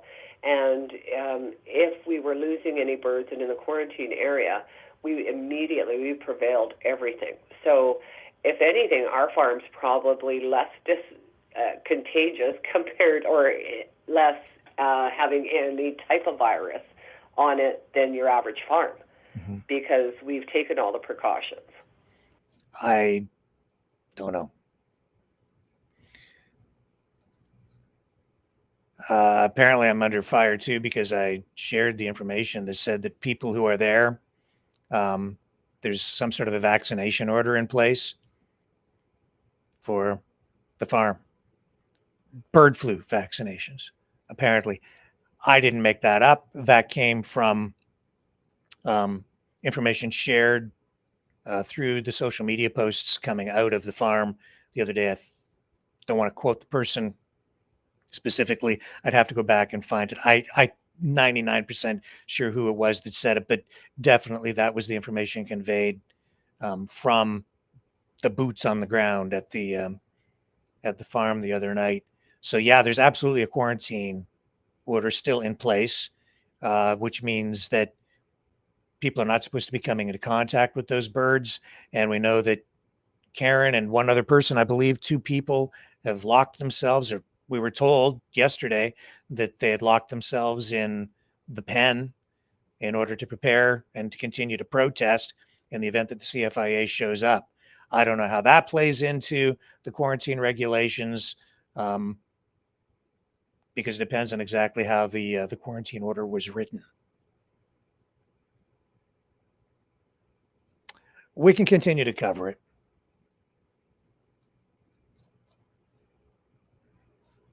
We can continue to cover it as needed. Now today, just as a final thing tonight, it's the long weekend. And here we are, it's, what is this really? We're supposed to be celebrating Queen Victoria's birthday. And a lot of people don't. A lot of people, I think, don't even realize that that's what this long weekend is about. It is the Victoria Day long weekend. People have come to call it May 2-4 because it's a big party weekend for a lot of people. It's sort of the first long weekend of the summer season. It marks the beginning of summer for a lot of people. Camping goes on, barbecuing, and a lot of fun and festivities. But it also highlights the the differences for me between Canada and the United States. And I want to share some of those thoughts with you tonight as we kind of break things down. Now, Sandy Sunshine was supposed to come on and share her thoughts tonight as well to close the program off, but for a variety of reasons, she wasn't able to do that for us tonight. So that's okay. I'll try to be as sunshiny for you tonight as Sandy is, but I know I'm going to come up short. I can't, but I'll do my best. The Victoria Day weekend. See, if you go to Quebec, they don't celebrate it the way we celebrate it here, because they still to this day see themselves as a distinct society, different from the rest of Canada, maybe even a nation unto itself. And this is also what highlights Canada as being a very different kind of place than the United States, because we allow Quebec to kind of coexist that way as part of Canada, yet not entirely part of Canada. It's so Canadian. And then we have Alberta, and they have their own way of celebrating Canada Day. And these days, I think a lot of those people are celebrating May 2 for a weekend, salivating at the idea of separating from the country. Well, breaking out there at May 2 for. You're going to miss this weekend. Long weekend was gone. If you guys leave, you probably want to stick around. So you've got all that. You've got First Nations. They, of course, mark the long weekend in their own way. Everybody kind of views everything somewhat differently. That in mind, as much as everybody likes to take shots at the Crown and criticize and even say that Canada might not even be a real country, even the separatists in Quebec and the political politicians over there taking shots in that way against Canada recently. I'm gonna say to you tonight that Canada is a real place, and we are very distinct and different from the United States. And this long weekend really highlights that. The reason a lot of these people from the U.S., the sovereigntists, if you will, yeah, exactly what they are. The sovereigntists on the U.S. side, the MAGA people who are also salivating at the idea of absorbing, annexing, assimilating Canada as a 51st state. A lot of these people, and I'm hearing it a lot out in Alberta, they say, this is Canada's 1776 moment. You can view it that way if you want to. But you have to remember what 1776 brought, and then ask yourself, do you really want that? 1776 was the American Revolution. And then you also had the American Civil War. Very violent. The United States came into existence because of revolution. And I hear that word thrown around a lot these days as well, and it alarms me, because Canada was not forged that way. Some people say Canada is not a legitimate country because it was not forged through conquest. They literally say that, some of these sovereigntists. Not legitimate. The Canada's a myth. No. They're wrong. It's the fact that we were forged out of compromise, conciliation, cooperation. Compromise. That's why we're more legitimate. Yeah, we're still tied to the monarchy, and King Charles is due to arrive here to deliver a speech from the throne May 27th. And that, I would say, is sending a direct and clear message to Donald Trump and those who would assimilate Canada as a 51st state. And some people say, well, that just proves Canada is not a legitimate country. Quite the opposite. You see, King Charles doesn't actually control us, although some would have you believe that he does. And he's not coming here to say, I rule over you. Quite the contrary. It's the opposite. We've summoned the king. We've said, Charles, we need you. Come to Canada. We summon you. summons you. And even though he has cancer, he's coming to do his duty, to earn his pay. This is his job, to show up. See, the king is not a man. The king is a symbol. It's an office. It's something bigger than the person. And when the king passes, God bless him, there will be another king or queen who will come to fill the role. The crown does not belong to the man. The man has influence, but it's a position. It's a symbol. And over time, Canada has evolved as a nation. We did not go to war with Britain in order to assert our independence, as the United States did 250 years ago. We evolved, coexisting with Britain. Sir John A. Macdonald knew at the time when he became our first prime minister, he had a vision. And I to this day believe it was absolutely the right vision, that Canada would be a country that would be very different from the United States, forged not from violence, but through compromise, conciliation, cooperation, treaties. And he had that vision because he saw what happened, especially during the American Civil War, where some 600,000 people died. And he did not want that for Canada. And so we are different. I would say more legitimate, because our sovereignty came from the will of the people and through a decision by the monarchy to let go and give us more and more sovereignty as we, as an evolving nation, were able to handle it on our own, but always being there as a backstop for us, not controlling us, giving us more and more and more autonomy, sovereignty over our own destiny. Problematic for sure, because we also have ceded a lot of sovereignty and power to each of the provinces, leading to regional conflicts, cross-border trade disputes, things that seem to divide us. And yet through it all, we have managed to remain intact as a nation state for over 150 years now.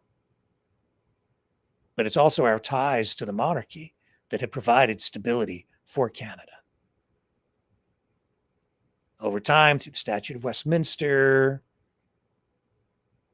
through the patriation of the Constitution in 1982,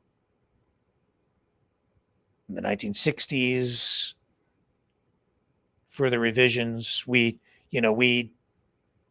were given the ability to make our own decisions as a nation state for deciding matters of foreign affairs instead of having things go back to Britain. And so today, Canada is its own nation state.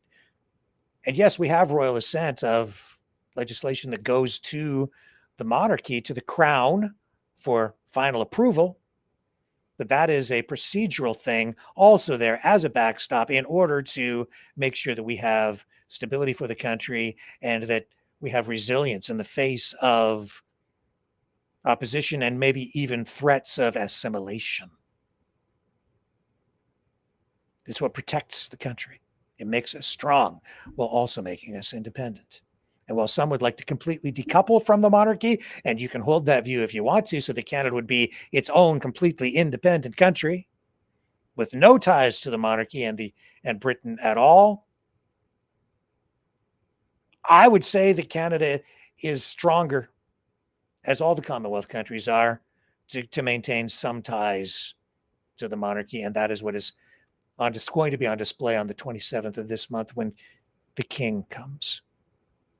And today, actually, we also celebrate the king in conjunction with Queen Victoria on this long weekend, this Victoria Day long weekend. And I find it strange that people who sit and complain and whine about those who seek to and engage in tearing down our history, they complain about them and then turn around and also want to tear down our country. They get upset when red paint is thrown on statues of Queen Victoria or Sir John A. Macdonald or other figures from our past. And I'm not sure that a lot of people who complain about those things happening really get the vision for the future right, because it seems like a lot of them want to take us back to the past. They think that in order to defend those statues and those monuments, those icons of history, and to preserve our history, we have to anchor ourselves to it and continue or just go back to living like that, or adopting those specific perspectives, that the points of view, the attitudes of those times. But that's not really where we are as a society. As much as we should be preserving our history to learn from it, it's important to preserve those things. And it's not right for people to throw red paint on them, because the people throwing the red paint on them, it's their shared history as well, which they may view in a negative way. But today, those roots got us to where we're at, which is a country that is forged from those things I've mentioned: cooperation, conciliation, and compromise, and tolerance, so that we can coexist without going to war. And so Canada has specific dates as well, milestone moments in history that came in 1867 and in 1812, when Canada was under threat from the United States, was under attack from the United States. And that was a pivotal moment, because after 1776, shortly after came 1812, an expansionist attempt from the United States, maybe not that long ago, because it seems it's still fresh in the minds of many who would like to revisit that moment, which is why they're telling people this is Canada's 1776 moment. Yeah, it isn't. It's not. And this is the thing. People in Canada, so many in Canada do not know their history at all.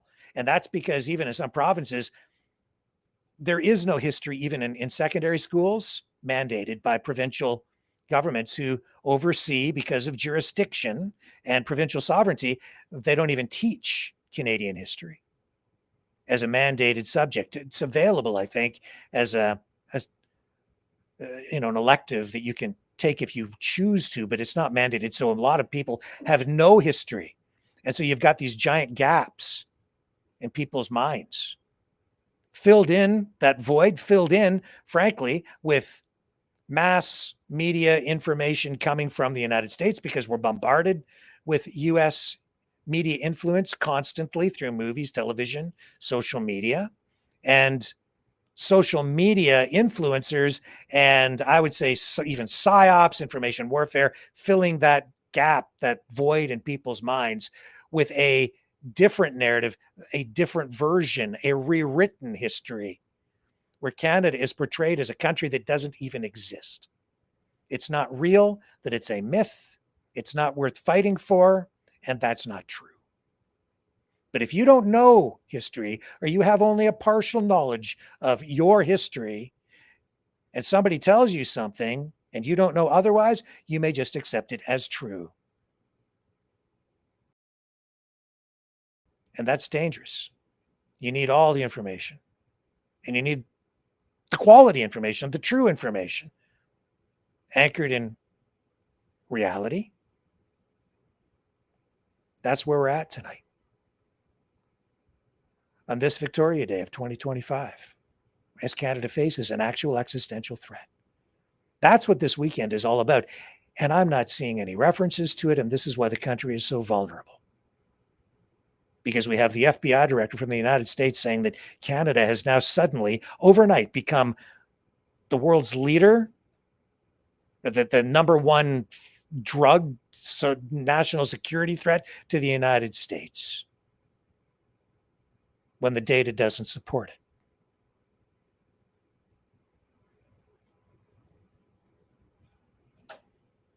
And so many people from within the country as well trying to destroy it, while saying that they're trying to save the country. Because we're all being subjected to this news speak, this double speak, this double messaging that is contradictory, doesn't even make sense, and it's literally driving people crazy. But the king is coming on the 27th of this month to deliver a speech from the throne to remind us all of what our roots really are. Not because he controls us, because he doesn't anymore. And these people telling you otherwise are spinning a narrative for a reason. And it's all designed, it's all happening, folks, because of this 51st state threat. But the king is coming.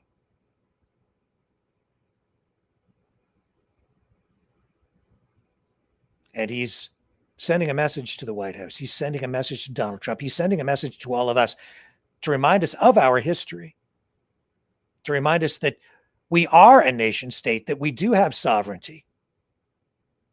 Not to come here to say, I rule over you. No, he's here to serve us, to do his job, and to remind the world that Canada has evolved as a nation state.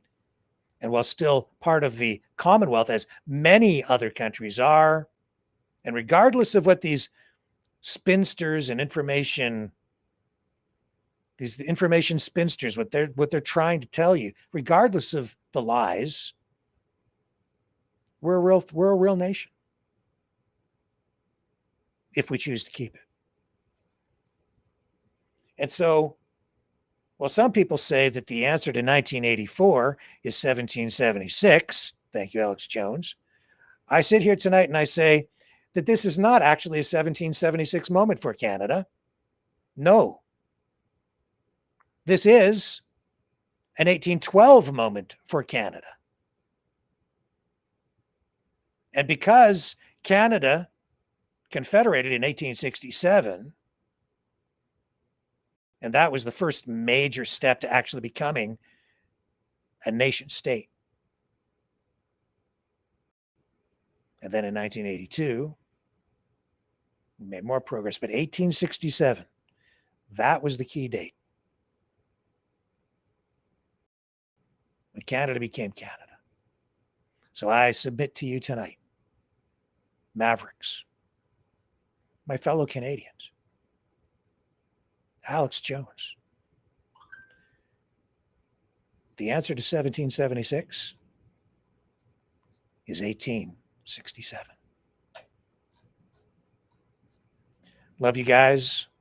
See y'all back here tomorrow night, 7 p.m. Eastern, on the flip side. I hope all you true Canadian patriots, can join me. All you Trump traitors, you can hang out too if you want. See you tomorrow.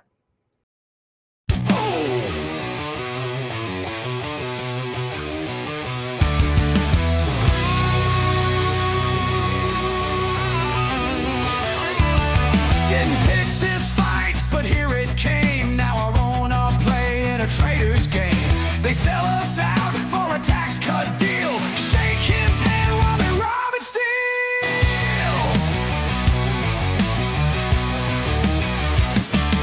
They call us blind, they call us weak, but they're the ones on their knees to the thief. Wave our flag while they burn it down, marching to the sound of a tyrant's cry.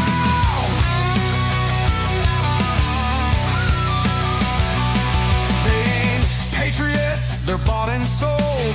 Trade our land for American gold. Sing it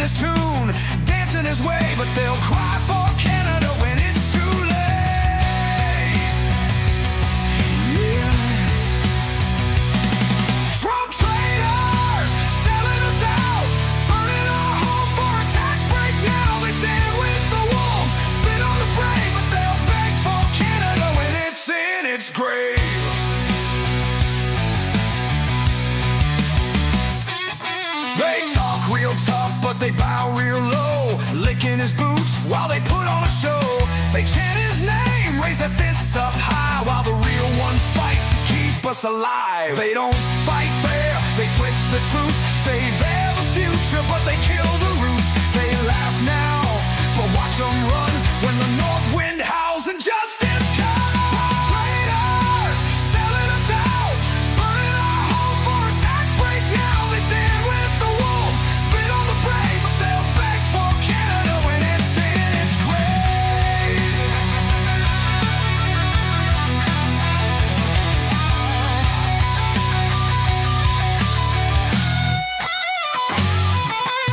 One day soon, the tide will turn, and traitors pay when the fires burn. No statues raised, no banners flown, just names in dust where the traitors roam. Traitors, selling us out, burning our home for a tax break now. They stand with the wolves, spit on the brave, but they'll beg for Canada when it's in its grave.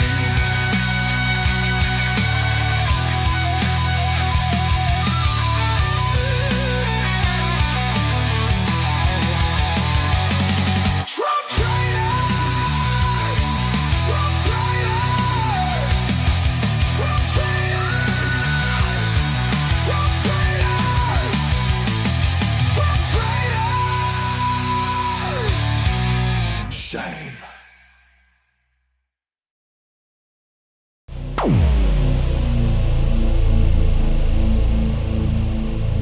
This has been a Maverick Multimedia production.